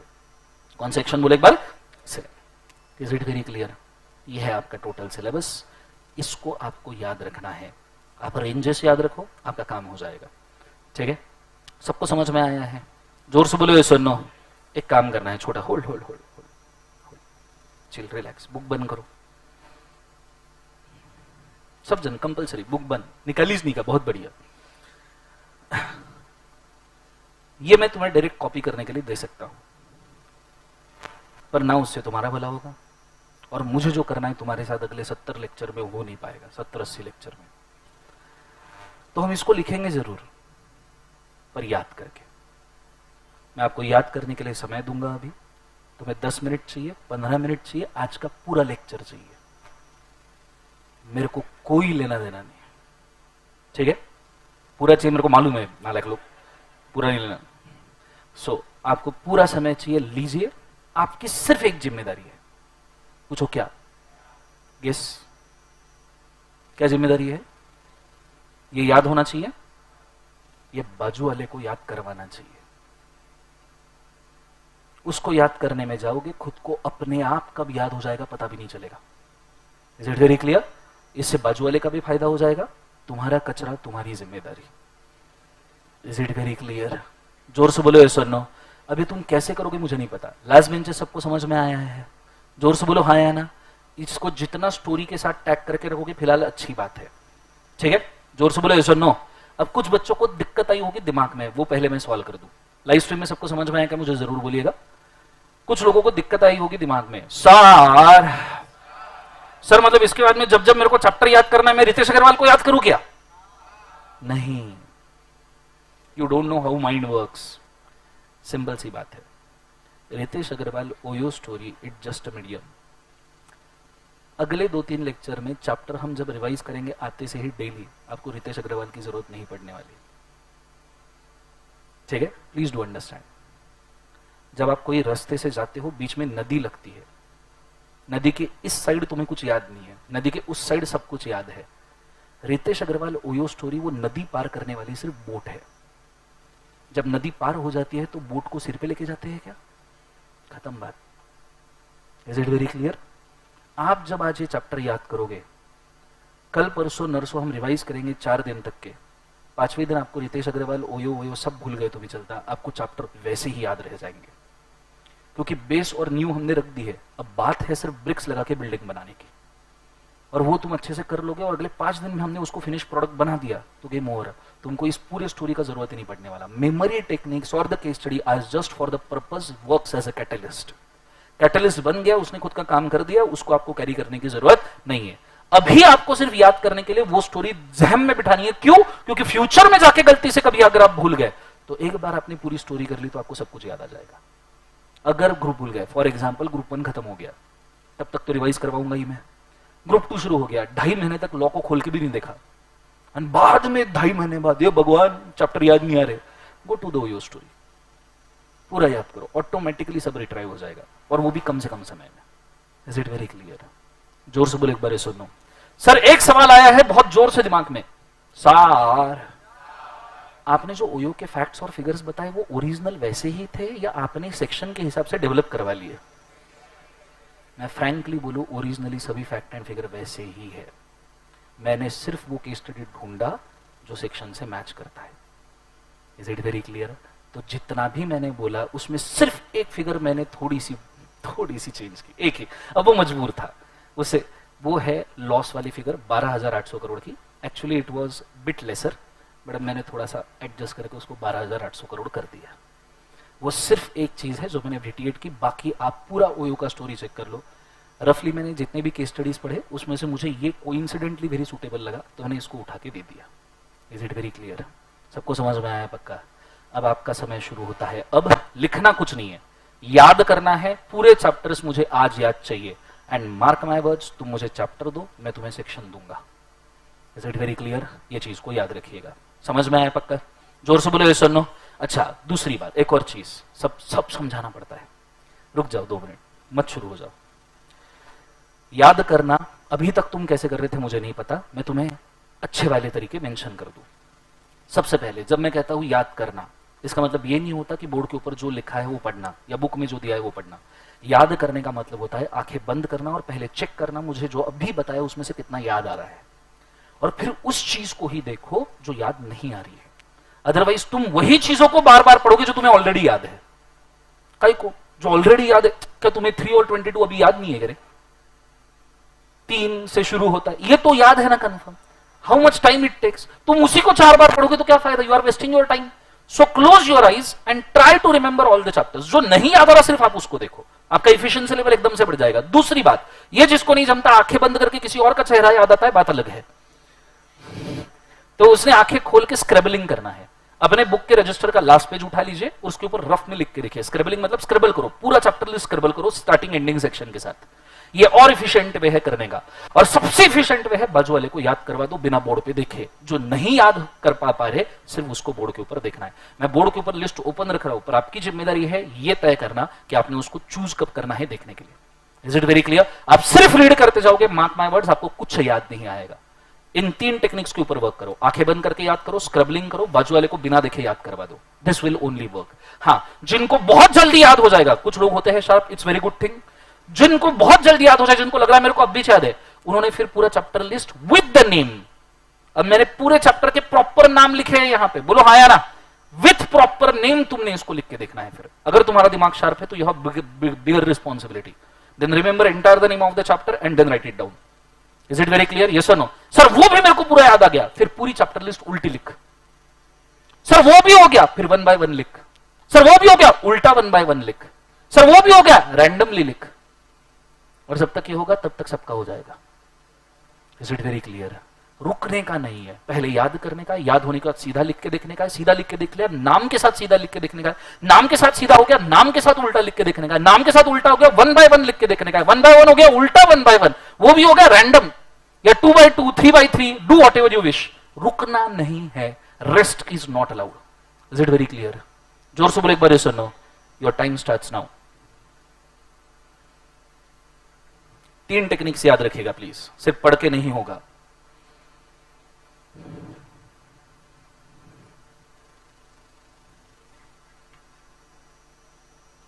और प्रिलिमिनरी से शुरू करना, उसको फेंक मत देना उठा के 1 एंड 2 को।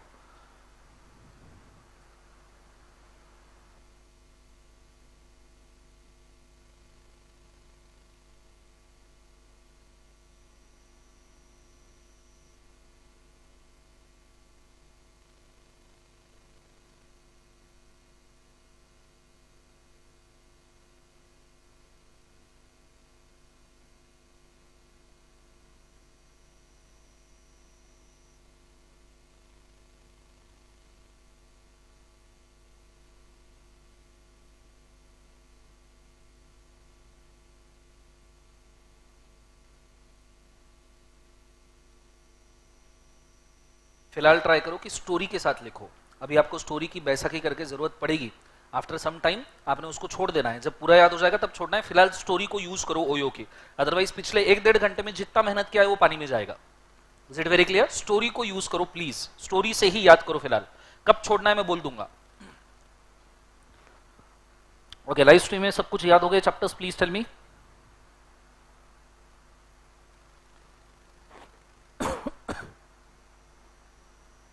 बहुत बढ़िया, थैंक यू सो मच बेटा नीले। हाँ, होमवर्क के बारे में हम डिस्कस करेंगे लेकिन कल के लेक्चर में। आज हमें सिर्फ चैप्टर से याद करना है, कल हम होमवर्क भी डिस्कस कर लेंगे। डोंट वरी बेटा। Zahoor, thank you so much बेटा। प्रणय,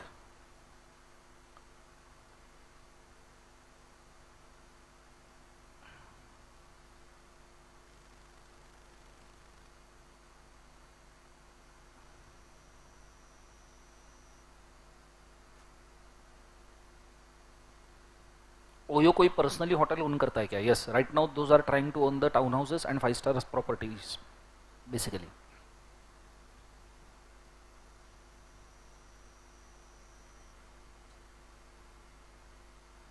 क्वेश्चन आंसर कल डिस्कस करेंगे, डोंट वरी.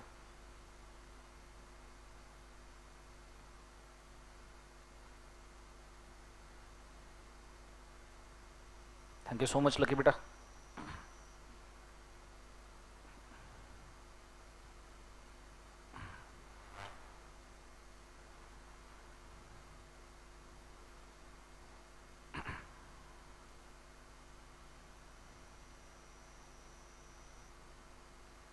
स्क्रैबल करके हो जाए, इफिशिएंसी नहीं बढ़ रहा है तो डिस्कस करो.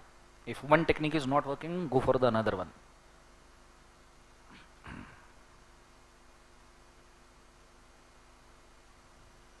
अच्छा, फेयर लिस्ट कोई नहीं बनाएगा because this is not the fair list. ठीक है, ये मैंने सिर्फ टेम्पररी बनाया है. मैं आपको फेयर लिस्ट कैसी बनानी है I will tell you, don't worry.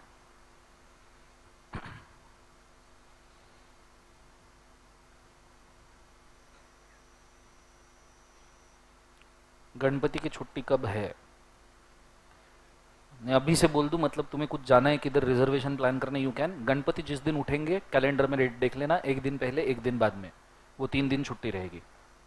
ठीक है, अगर आसपास कोई संडे भी होगा तो वो भी छुट्टी रहेगी. उस दिन के आसपास कोई संडे, तो गणपति जिस दिन उठेंगे उसके एक दिन पहले एक दिन बाद में वो 3 दिन छुट्टी रहेगी. ठीक है,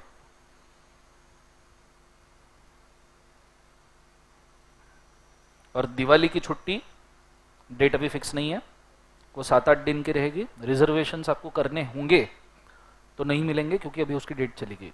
वो उसी दिन फुल हो जाते हैं जिस दिन ओपन होते हैं. 3 महीने पहले ओपन होते हैं ना, है ना.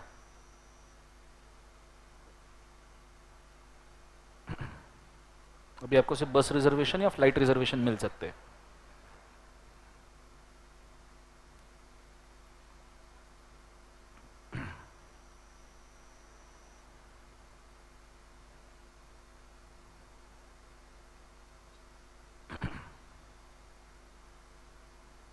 रक्षाबंधन की छुट्टी है क्या? नहीं. बाहर राखियां रखेंगे, जिसको चाहिए खरीद के इधर ही बांध देना. सॉरी.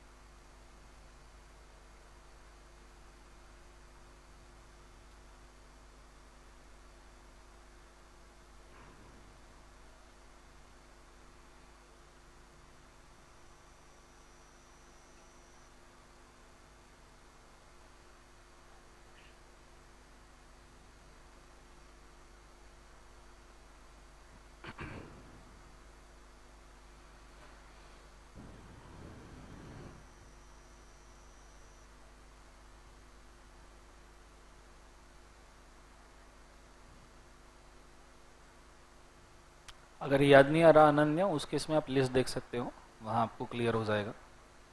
2-3 लोगों को बुला के याद करना, 2-3, 2 इन्वेस्टर्स, तीसरा रितेश अग्रवाल, ये सोच के याद करो।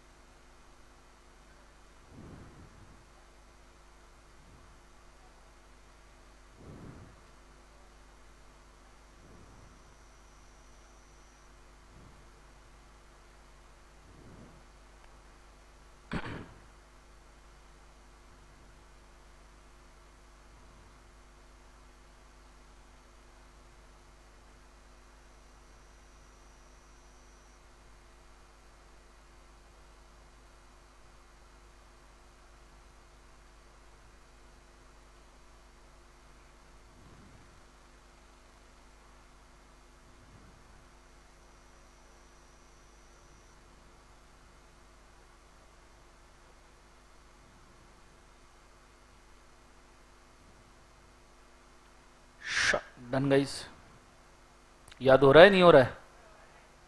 हो गया कि हो रहा है? गया? कितने लोगों को याद हो गया?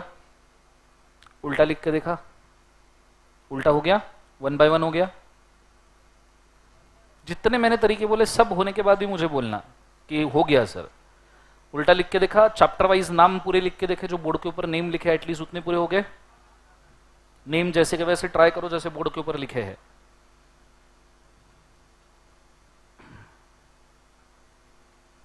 ओके, जिनको जल्दी याद हो रहा है थोड़ा पेशेंट रहना पड़ेगा, बिकॉज पूरे क्लास को साथ में लेके चलना है अपने को, ठीक है? आप तब तक आपके ट्रायल एरर्स करते रहिए, और अगर आपको याद होगा तो आपका जिम्मेदारी है, अगर आप शार्प हो तो बाजू वाले को भी शार्प कर दो, उसको भी याद करवा दो। Okay?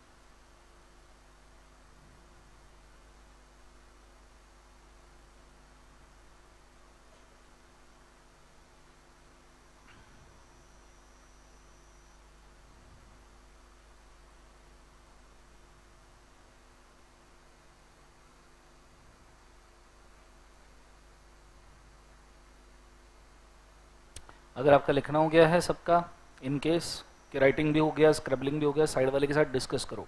C I am giving, please to understand. सब जनों का ध्यान है? ओके, मेरे तरफ ध्यान दो 2 minute. Please do understand very carefully.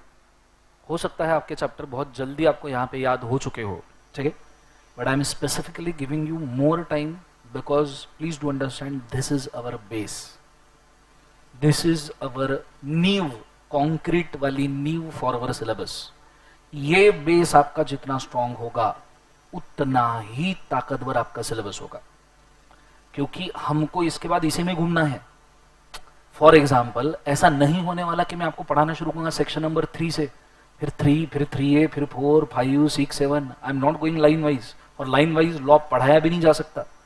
मैं अगर तुमको बताऊंगा मेमोरेंडम अल्टर करना है सेक्शन नंबर 13 में स्पेशल रिजोल्यूशन, तो पहले मेरे को तुमको स्पेशल रिजोल्यूशन पे लेके जाना पड़ेगा. एंड लाइन वाइज अगर सेक्शन वाइज में तुमको पढ़ाने लग गया, तुमको एक्चुअल लॉ का फीलिंग आएगा ही नहीं, पता ही नहीं चलेगा, समझ ही नहीं आएगा लॉ कैसे बनाते हैं, ठीक है. सो मैं ये इसलिए करवा रहा हूं, इसके पीछे भी रीजन है कि रैंडमली भी मैं किसी चैप्टर के अंदर जम कर लूं, मैंने सेक्शन नंबर किसी भी चैप्टर का बोला, आपको इमीडिएट क्लिक हो जाए, अच्छा दर्शन सर वो चैप्टर की बात कर रहे हैं. एंड चैप्टर के नाम से एक चीज बन जाएगी.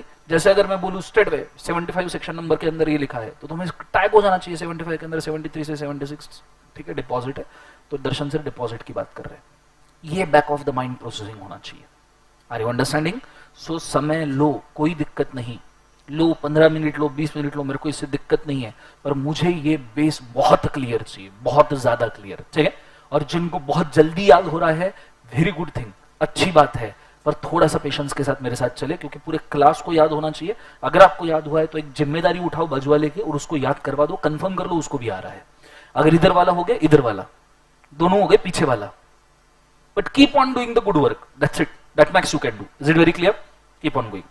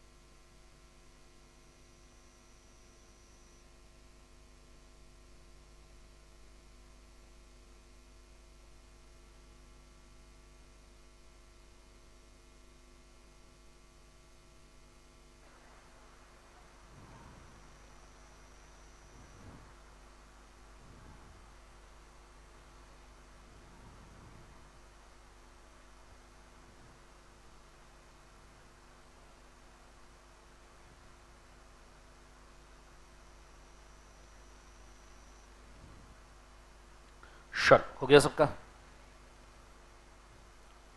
आगे 80-90% याद हो गया है? 80-90% पहुंच चुके हो? ठीक है, बचाओ मेरे ऊपर छोड़ दो, मेरे तरफ ध्यान दीजिएगा, ठीक है, पूरा फोकस मेरे ऊपर. Are you guys ready? बोलो हाँ या ना, बिना देखे बोलने का है पहले चैप्टर से. Are you guys ready? Okay, सबसे पहले प्रिलिमिनरी. ओयो स्टोरी लेना है साथ में या साइड में रखा चल जाएगा? डायरेक्ट साइड में, अच्छी बात. सो पहला चैप्टर कौन सा है? Preliminary, section number 1 and 2. 1 में प्रीएम्बल है, 2 में डेफिनेशंस है. क्या हमारा हो चुका है रफली ये चैप्टर? यस. जो डेफिनेशन बाकी है चैप्टर वाइज आ जाएगी. दूसरा chapter banana, formation and incorporation, 3 से लेके 22. तीसरा चैप्टर प्रोस्पेक्टस, बुलाना, invitation, prospectus and allotment of shares 23 से लेके 42 तक. Is it very clear? Next वाला लगाना, क्या लगाना? Capital, share capital and debenture. कहां से कहां तक? 43 से लेके 72 तक. डालना डिपॉजिट्स, पूरा नाम है एक्सेप्टेंस ऑफ डिपॉजिट या डिपॉजिट्स एक्सेप्टेंस. ठीक है, 73 से लेके 76. अब होल्ड करना, मैं पहले ये नहीं बोल पाया, अदरवाइज आप कंफ्यूज होते. It's not only 76, it's 76A. ठीक है, एंडिंग सेक्शन है 76A. ये थोड़ा सा अपडेट रखना, लिखा नहीं चलेगा, बाद में लिख लेंगे, डोंट वरी, याद रखने की कोशिश करो. 73 से लेके 76A. Is it very clear? Charge करना 77 से लेके 87. अब यहां से तुम थोड़ा सा डोलना शुरू कर दोगे, बी फोकस. ठीक है, फिर मैनेज करना 88 से लेके 122 तक. लास्ट बेंचेस इधर पिलर के पीछे वाले. समझ में आ रहा है बच्चों? याद हो रहा है क्या? बोलो हाँ या ना. नेक्स्ट वन, बांटना. क्या बांटना है? Dividend. Dividend and divisible profit. कहां से कहां तक? 123 से लेके 127 तक. फिर उसके बाद में अकाउंट्स. कितना? 128 से लेके 138. और फिर ऑडिट ऑफ अकाउंट्स 139 से लेके 148. याद आया? फॉरेन कंपनी स्पेशली याद रखो. 379 से लेके 393. एलएलपी में टोटल सेक्शन कितने हैं? 81. फेमा में टोटल सेक्शन कितने हैं? 49. एलएलपी फेमा हमको पूरा एप्लीकेबल नहीं है. फेमा में सिलेक्टेड सेक्शन एप्लीकेबल है, एलएलपी में भी सिलेक्टेड, तो इतने सारे पढ़ने नहीं है हमें. मैंने आपको टोटल नंबर बोल दिया. ठीक है, जीसीए के सेक्शन सिलेक्टेड याद करेंगे, इंटरप्रिटेशन में कोई भी सेक्शन नहीं. यहां तक याद आया? एक बार उल्टा. फेमा में कितने सेक्शन है? 49. एलएलपी में कितने हैं? 81. उसके पहले का चैप्टर फॉरेन कंपनी. कहां से कहां तक? 379 से लेके 393 तक. उसके पहले का चैप्टर ऑडिट ऑफ अकाउंट्स. कहां से कहां तक? 139 से लेके 148 तक. उसके पहले का chapter accounts of the company. कहां से कहां तक? 128 से लेके 138 तक. उसके पहले डिविडेंड 123 से लेके 127 तक. उसके पहले मैनेजमेंट. कहां से कहां तक? 88 से लेके 122 तक. उसके पहले चार्जेस. कहां से कहां तक? 77 से लेके 87 तक. याद आ रहा है सबको? लास्ट बेंचेस बोलो हाँ या ना. उसके पहले डिपॉजिट. कहां से कहां तक? अब सोच के. हाँ, 73 से लेके 76A. अभी बोला था ना 70. अच्छा, उसमें 76 है, पर 76 के बाद एक सेक्शन ऐड हुआ है, ए, अमेंडमेंट है. Is it very clear? उसके पहले शेयर कैपिटल एंड डिवेंचर. कहां से कहां तक? 43 से लेके 72 तक. उसके पहले prospectus and allotment of share. कहां से कहां तक? 23 से लेके 42 तक. और फॉर्मेशन एंड इनकॉर्पोरेशन 3 से लेके 22. Preliminary 1 and 2. Is it very clear? 1 by 1 छोड़ के. ठीक है ना? आज किसी चीज के बारे में बोर नहीं होने का और सैचुरेट नहीं होने का. You just cross this lecture, everything will be मस्त. ठीक है, सब अच्छा, बढ़िया, जबरदस्त होगा. Let's go. हाँ, प्रिलिमिनरी 1 एंड 2. एक छोड़ो, प्रोस्पेक्टस 23 से लेके 42. शेयर कैपिटल छोड़ो, डिपॉजिट्स 73 से लेके 76. चार्जेस छोड़ो, मैनेजमेंट 88 से लेके 122 तक. डिविडेंड छोड़ो, अकाउंट्स 128 से लेके 138 तक. कुछ बच्चों को अभी बिखर रहा होगा, क्लिक होने में दिक्कत, ये चाहिए मुझे. अभी तो हम 1 बाय 1 छोड़ के देख रहे, बाद में रैंडमली भी याद आना चाहिए. ठीक है, ऑडिट छोड़ो, फॉरेन कंपनी 379 से लेके 393 तक. एलएलपी छोड़ो, फेमा 49 सेक्शन. ठीक है, अब उल्टा 1 बाय 1. फेमा छोड़ो, एलएलपी 81 सेक्शन. फॉरेन कंपनी छोड़ो, ऑडिट. ऑडिट 139 से लेके 148 तक. अकाउंट्स छोड़ो, डिविडेंड. बोलो बोलो. 123 से लेके 127, और समझ में आ रहा है, याद करना है करके। मैनेजमेंट छोड़ो, चार्जेस 77 से लेके 87 तक, डिपॉजिट छोड़ो, शेयर कैपिटल 43 से लेके 72 तक, प्रोस्पेक्टस छोड़ो, फॉर्मेशन 3 से लेके 22 तक। Is it very clear? समझ में आ रहा है? रैंडम ट्राई करते हैं, ठीक है? रैंडम जो पूछूंगा वो बोलने का, ठीक है? फेमा में कितने सेक्शन है? डिविडेंड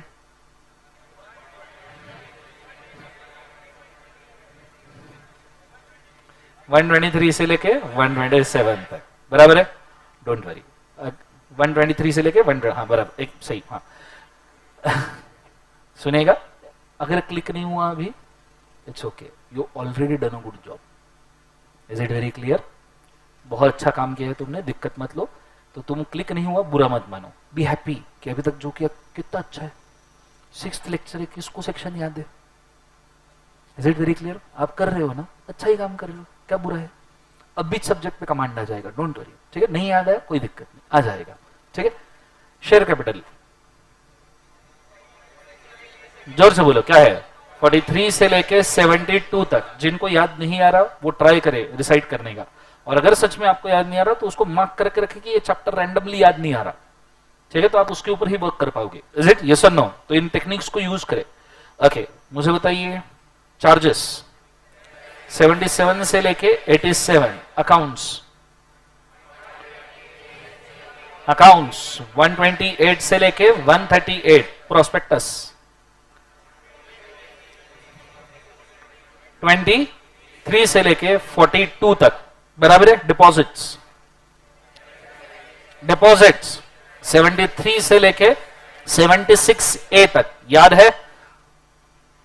ऑडिट 139 से लेके 148, फॉर्मेशन इनकॉर्पोरेशन 3 से लेके 22, याद आ रहा है सबको? मैनेजमेंट एडमिनिस्ट्रेशन 88 से लेके 122, याद आ रहा है पक्का? बहुत बढ़िया। रैंडमली भी याद आ रहा है, ठीक है? 2-4 इधर उधर हुए, कोई दिक्कत नहीं। अब करते हैं असली काम। अब क्या करेंगे बताए? पूछो क्या? मैं बोलूंगा सेक्शन, तुम बोलोगे चैप्टर, ठीक है? मैं क्या बोलूंगा? सेक्शन, और तुम क्या बोलोगे? चैप्टर। कि वो सेक्शन कौन से चैप्टर से? मुझे पता है तुम्हें ये सेक्शन नहीं पता कौन सा है, पर चैप्टर बोल सकते हैं, ट्राई कर सकते हैं। नहीं याद आए, इट्स ओके, जीरो तो नहीं है ना, ठीक है? यस और no? Are you guys ready? Are you guys ready? वंदे भारत माता की, Simon, let's go. Section number 50। Book बंद, बुक बंद, बुक बंद, नजर नीचे जानी ही नहीं चाहिए। बुक कंपलसरी बंद। तुम बेईमान नहीं हो, तुम्हारी नजर बेईमान है। तुम बहुत दिल से अच्छे हो, पर नजर इतनी बेईमान है, वो किधर भी चल जाती बीच में। हाँ बोलो, section 50, share capital and debenture. Range भी बोलना जरा साथ में, 43 से लेके 72 तक। Is it very clear? 90, management and administration, बोलो हाँ या ना? चलो बहुत बढ़िया। कहां से कहां तक? 88 से लेके 122, 25। प्रोस्पेक्टस कहां से कहां तक? 23 से लेके 42 तक, बोलो हाँ या ना? 100। मैनेजमेंट एंड एडमिनिस्ट्रेशन कहां से कहां तक? 88 से लेके 122 तक, 120। सेम चैप्टर, बहुत बढ़िया। 70,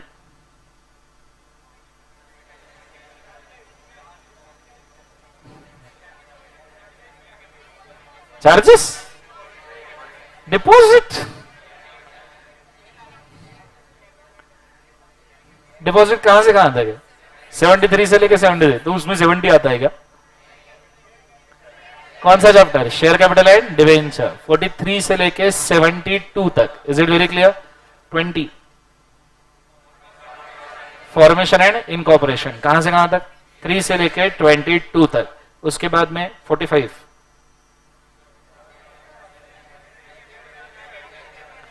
शेयर कैपिटल एंड डिबेंचर 43 से लेके 72 तक, बोलो हाँ या ना। 130,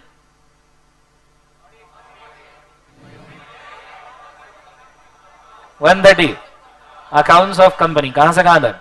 128 से लेके 138 तक, बोलो हाँ या ना। 124 डिविडेंड, कहां से कहां तक? 123 से लेके 127 तक, बोलो हाँ या ना। मुझे बताइए 75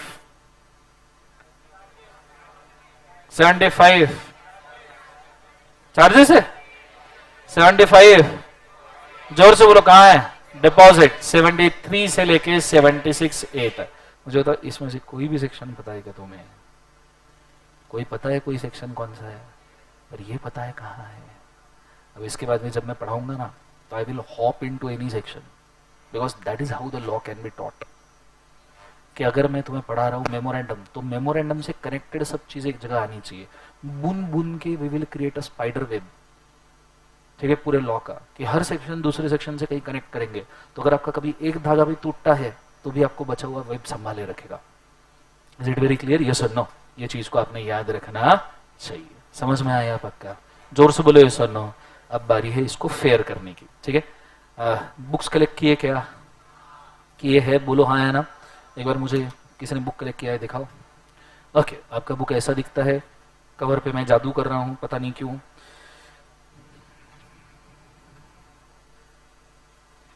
बुक के अंदर मैंने फाउंडेशन के भी बहुत सारे केसेस देके रखे हैं, lifting of corporate well etcetera etcetera.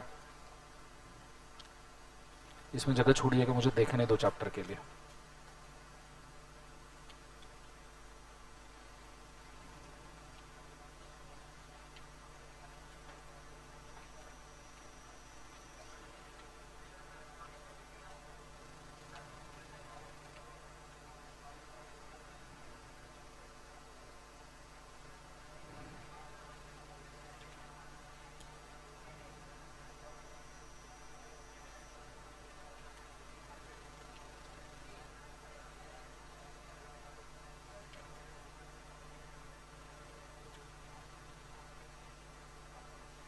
Okay, fine.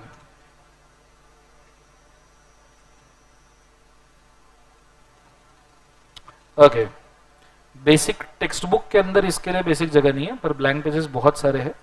तो now it's your choice. If you wish to write the same, you can write the same on page number 0.8 and 0.9। Additional notes करके जगह छोड़ी है। 0.8 0.9 पे आप चाहो तो इसको लिख सकते हो। एक सेकंड जस्ट, ठीक है, एक सेकंड। हाँ, पेज नंबर 2.2 पे है ना। 2.2 पे जो सेक्शन स्ट्रक्चर है वो उस चैप्टर का है, ठीक है। हम चैप्टर वाइज लिख रहे हैं। सो 0.8 एंड 0.9 के ऊपर जगह है, आप वहां लिख सकते हो ये चीज को, ठीक है। नहीं, अगर आपको वहां लिखना, आप आपके रजिस्टर में लिख सकते हो, पर लिखने का तरीका मैं आपको मेंशन कर दूं, ठीक है। इंडेक्स में भी ब्लैंक पेज है, एक ही सिंगल ब्लैंक पेज होगा, चाहिए वहां भी लिख सकते हैं। ऐसा कोई दिक्कत नहीं, आपकी मर्जी। मैं रिकमेंड करूंगा 0.8 0.9। आप इंडेक्स में भी जो ब्लैंक पेज है उसको भी यूज कर सकते हो, not an issue, it's up to you, ठीक है। या रजिस्टर में लिख लो। सिर्फ लिखना कैसे है, थोड़ा सा तरीका सोफिस्टिकेटेड चाहिए, लिस्ट अच्छे से बनना चाहिए। Is it very clear? मैं एक बार लिख के दिखाता हूं, बोर्ड के ऊपर ध्यान दीजिएगा प्लीज। सबसे पहले आपका कॉलम आएगा सीरियल नंबर। सीरियल नंबर के बाद में चैप्टर नेम। चैप्टर नेम के बाद में आएगा रेंज। बच्चों क्या आएगा, बोले एक बार जो से रेंज। और रेंज के बाद में आपने एक एडिशनल कॉलम बनाना है, E form. Length will be serial number छोटा column, chapter name the biggest column, range 1 scale breadth वाला column, E form 1 scale breadth वाला कॉलम्स, ठीक है। इस हिसाब से आपने बनाना है। इसके अंदर एक एक लाइन छोड़ के लिखना है। जैसे आप पहला चैप्टर लिख रहे हो प्रिलिमिनरी, प्रिलिमिनरी के बाद एक लाइन का गैप छोड़ दो, फिर दूसरा चैप्टर लिखो फॉर्मेशन, क्योंकि आगे जाके हमको इसके अंदर कुछ ना कुछ ऐड करना पड़ेगा to keep a 1 line gap. Is it very clear? शुरू हो जाइए। याद किया है, नाम याद की है, सब चीजों को अच्छे से लिखिए। उसके अंदर मैं भी लिस्ट आपको बना के दूंगा, ठीक है। अगर आपको लगता है कि आपको कॉन्फिडेंस नहीं आपके नाम के ऊपर, तो मेरा नाम दिख के आप लिख सकते हो, पर ट्राई करो पहले खुद याद करो। खुद को अगर याद नहीं आ रहा तो फिर मेरा नाम देखिएगा। Is it very clear? चलिए स्टार्ट करते हैं, फोकस करना, लेट्स गो।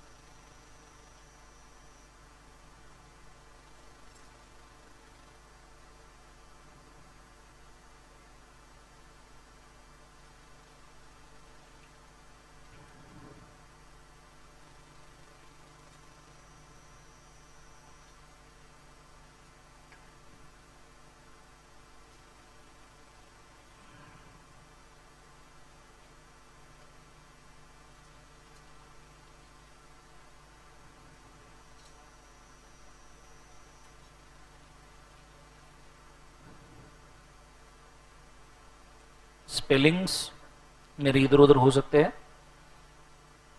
तुम अच्छे से लिखना पर।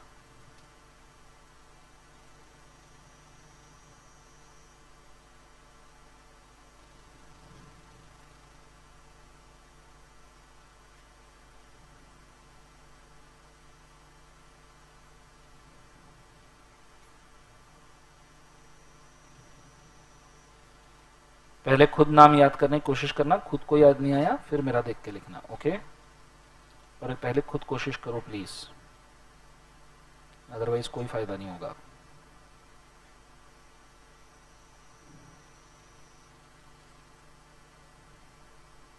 और जो मैं इनिशियल से लिख रहा हूं ई फॉर्म्स के कॉलम में, वो आप ऐड कर दीजिए प्लीज।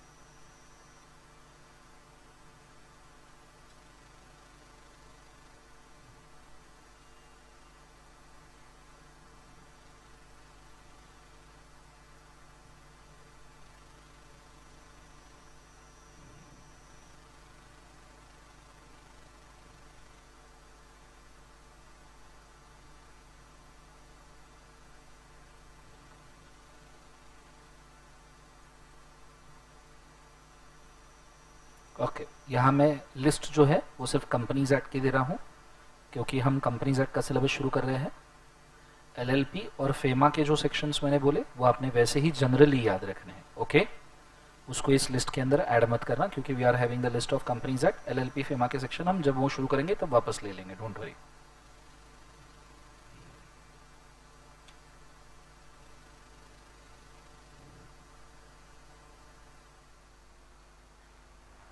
ई फॉर्म के इनिशियल्स मैंने जो लिखे हैं वो लिख के रखिएगा, वो एब्रीवेशंस नहीं है। अब बहुत सारे बच्चों के दिमाग में आएगा सर ई फॉर्म के जो आपने नाम लिखे हैं वो इनिशियल है, एब्रीवेशन है, नहीं, those are just designation for the E forms और दैट चैप्टर। उसका कोई भी लॉन्ग फॉर्म नहीं है, वो ना ही खुद कोई शॉर्ट फॉर्म है, ना ही वो इनिशियल है। It is just some letters which signifies the E form for that chapter. Is it very clear?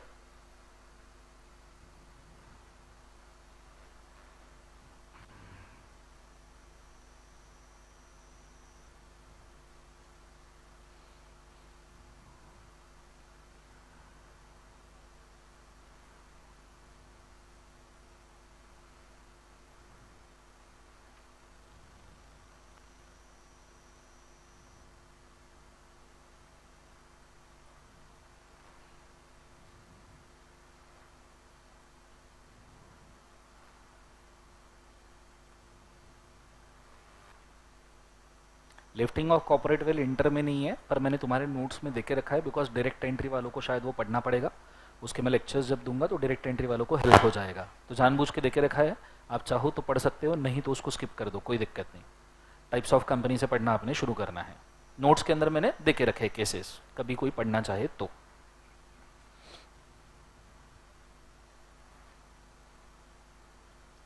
Three का ही फॉर्म है पीएस, प्रोस्पेक्टस का है पीएस।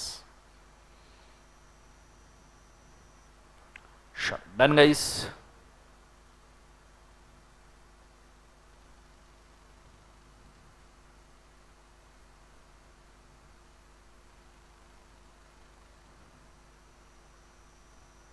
सब लिख लिया सबने?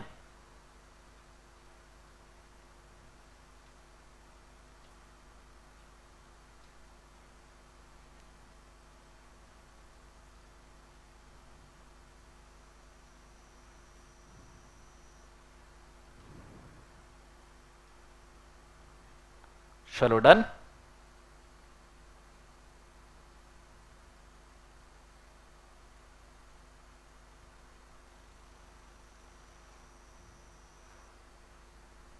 सबका लिखना हो गया है? बोलो हाँ है ना। चलो मुंडे मुंडे झटको, स्ट्रेट बैठो, फोकस, लेट्स गो। अब मैंने आपको पूरा सिलेबस कंपनीज एक्ट का बोल दिया, ठीक है।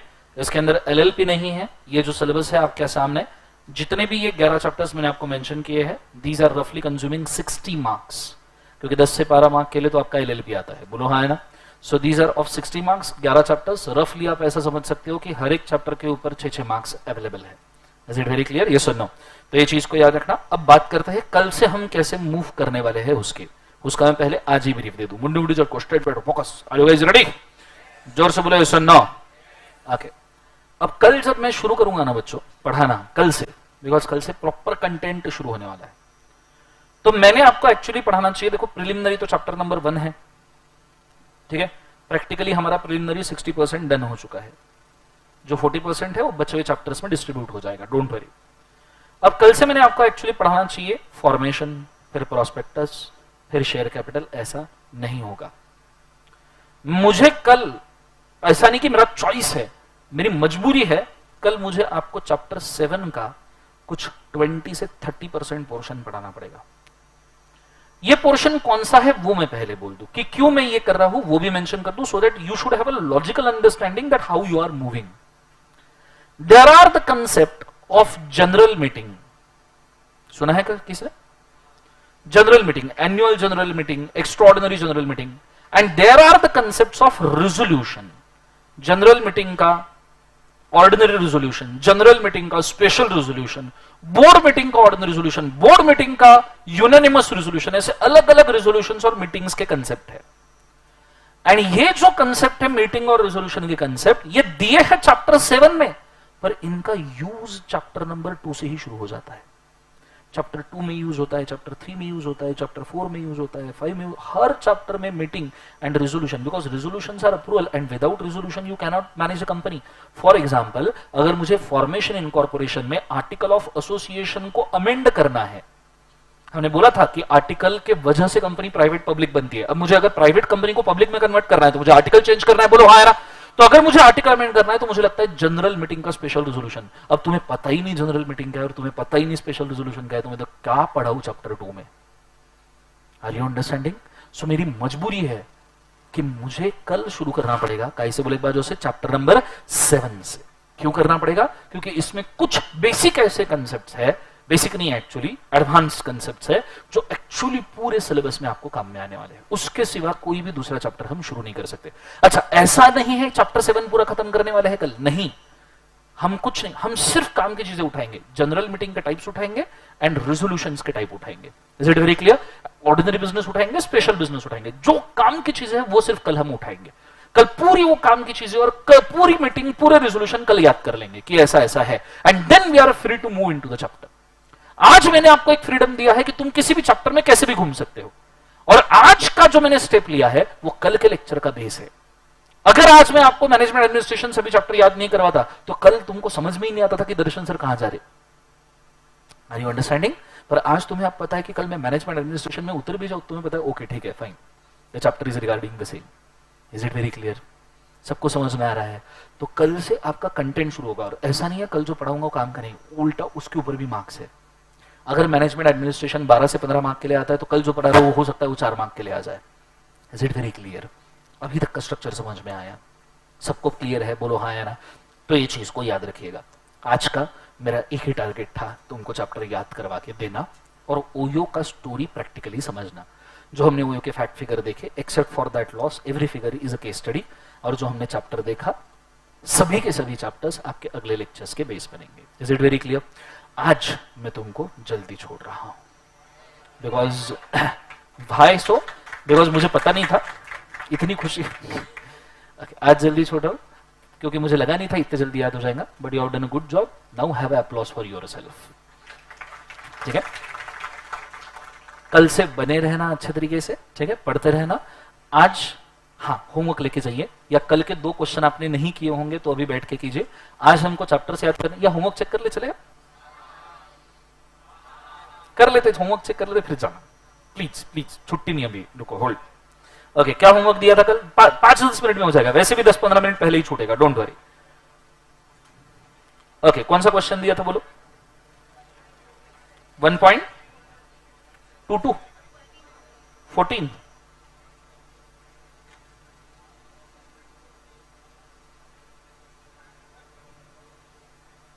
1.14 कौन सा ये वाला सवाल था? बोलो हाँ है ना? ओके, सवाल में एक बार पढ़ता हूं, होल्डिंग सब्सिडरी का है probably. Ready? Are you guys ready? बोलो हाँ है ना? चलो क्वेश्चन पढ़ रहा हूं, होमवर्क की तरफ ध्यान दीजिएगा चेक करने पे। Kapila limited issued equity shares of 1 lakh on 1st April 2021 which have been fully subscribed, whereby Kusha Limited holds जान दो 4,000 shares and Prem Limited holds 2,000 shares of Kapila Limited। मुझे बता कपिला में टोटल कितने थे? 10,000। 4,000 किसने होल्ड किए? कुशा। 2,000 किसने होल्ड किए? प्रेम। ये दोनों किसकी सब्सिडरी है? Red limited. बोलो हाँ है ना? तो मुझे एक बात बताओ, क्या more than 1/2 of the total voting power आ गया? हवा में स्ट्रक्चर बनाओ। रेड लिमिटेड का कुशा, रेड लिमिटेड का प्रेम। कुशा ने कितना होल्ड किया? 4,000 मतलब 40%, एंड प्रेम ने कितना होल्ड किया? 2,000 मतलब 20%। टोटल कितने हैं? 10,000। 10,000 में से 6,000 आ गए। तो मुझे एक बात बताओ, दोनों के लिए एसोसिएट हुआ और जो रेड है उसके लिए क्या हो गया? Subsidiary. Is it very clear? जोर से बोले yes or no। तो क्या यहाँ पे सब्सिडरी कंपनी है? Yes. Examine with the provision whether Kapila limited is subsidiary of Red limited. Yes. Whether Kapila limited can hold shares in Red limited. क्या Kapila limited Red limited में शेयर होल्ड कर सकती है? No sir, yes sir. No की yes. Whether a subsidiary company can hold shares in holding company. Okay, आपको फिलहाल इसका answer पता होगा, नहीं पता होगा इट्स ओके। सेक्शन 19 मार्क करके रखना। सेक्शन 19 में हम इसको डिस्कस करेंगे, whether subsidiary company can hold shares in holding. इसके 3 एक्सेप्शंस है and I will tell you कब कब। ठीक है, 3 एक्सेप्शन है, सेक्शन 19 में हम इसको डिस्कस करेंगे। Is it very clear? फिलहाल नहीं लिखा, it's okay, not any problem. ठीक है, अच्छा लिखते वक्त कैसे लिखोगे? प्रोविजन के अंदर आपने काय का डेफिनेशन देना है? सब्सिडरी। जोर से बोले yes or no। दूसरा, एक्सप्लेनेशन में आपने कैलकुलेशन देना है, आंसर में आपने कंक्लूड करना है। दोनों क्वेश्चन, हालांकि 19 को अभी नहीं किया चलेगा, तुम्हारा जितना नॉलेज है उसके हिसाब से लिखो, कोई प्रॉब्लम नहीं। Is it very clear? चलो डन। ये होने के बाद दूसरा सवाल कौन सा था? पेज नंबर सेम पेज पे था ये वाला, द इंफॉर्मेशन वाला। ये थोड़ा खतरनाक था क्या? The information extracted from the audited financial statements of smart Solutions Private limited is as follows.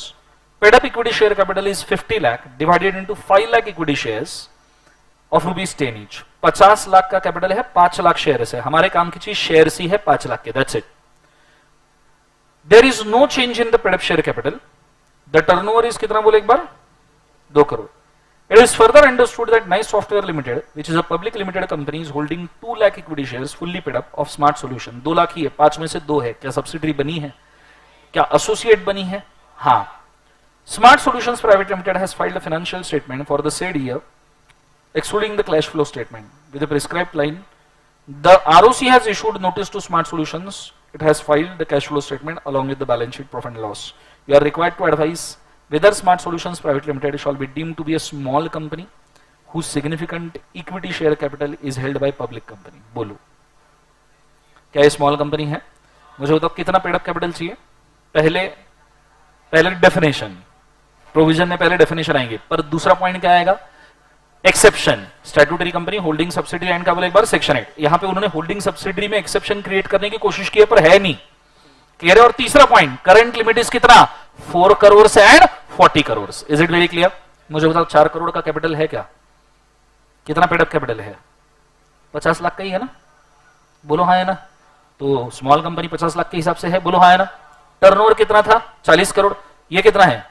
2 crore. तो इसके हिसाब से भी स्मॉल कंपनी है। हाँ। सो एक्सप्लेनेशन में, as the paid up capital is below 4 crore and turnover is below 40 crores, that is 50 lakhs and 2 crore, then such a company can be treated as a available small company. Is it very clear? दूसरे point में, the public company is holding only 2 lakh shares out of 5 lakh, so which is not more than 50%. That's why it is not a subsidiary. As it is not a subsidiary, it will be still categorized as a small company. समझ में आ रहा है पक्का? जोर से बोलो, ये explanation में ही डालना। भले ही पब्लिक कंपनी होल्ड कर रही है, पर वो एसोसिएट है, वो होल्डिंग सब्सिडरी होती तो स्मॉल नहीं होती। Is it very clear? अच्छा, ये पब्लिक कंपनी है क्या? पहली वाली पब्लिक है क्या? प्राइवेट लिमिटेड में स्मार्ट सॉल्यूशंस प्राइवेट है तो स्मार्ट, वो स्मॉल होगा। अगर ये स्मार्ट सॉल्यूशन पब्लिक लिमिटेड बोलते तो स्मॉल बोलते थे क्या? नहीं। फिर कैलकुलेशन करके भी फायदा नहीं है, because small company is not a public company. Is it very clear? सबको समझ में आ रहा है? बोलो हाँ या ना। नीचे और कोई सवाल पूछा है, चेक कर लेते हैं। Whether Smart Solutions Private Limited has, ये छोड़ दीजिए फिलहाल, आपको एनुअल अकाउंट्स एनुअल रिटर्न्स का फाइलिंग नहीं पता, ठीक है? पर ऊपर वाले क्वेश्चन का आंसर आपने देना चाहिए। इसके लिए मैं आपको चाहिए तो मेंशन करके रखता हूं, सेक्शन नंबर 92 सेक्शन नंबर 137 में आपका ये हो जाएगा, ठीक है? मार्क करके रख लीजिए 92 137। Is it very clear? चलो, दोनों होमवर्क चेक हो गए सबके? बोलो हाँ है ना? ओके, होमवर्क दे रहा हूं। एक क्वेश्चन वापस से सब्सिडरी का ही देना पड़ेगा, कि जैसे हमने देखा था कि सब्सिडरी के लिए ही उन्होंने बहुत सारे सवाल पूछे रहे आज तक। बोले सुनो, 9 बार सवाल पूछा है, तो दिए मई 18 के आरटीपी का सवाल है। आप चाहिए तो फोटो खींच लो, या मैं इसको अपलोड कर देता हूं ग्रुप के ऊपर, चाहिए? ओके,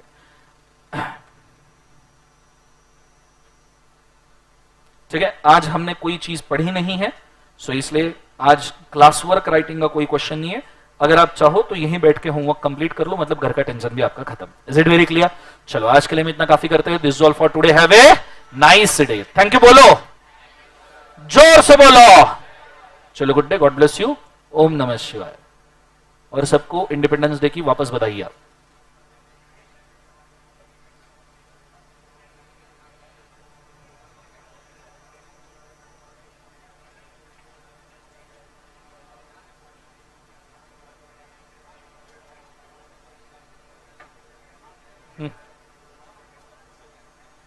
बोलिए। हम्म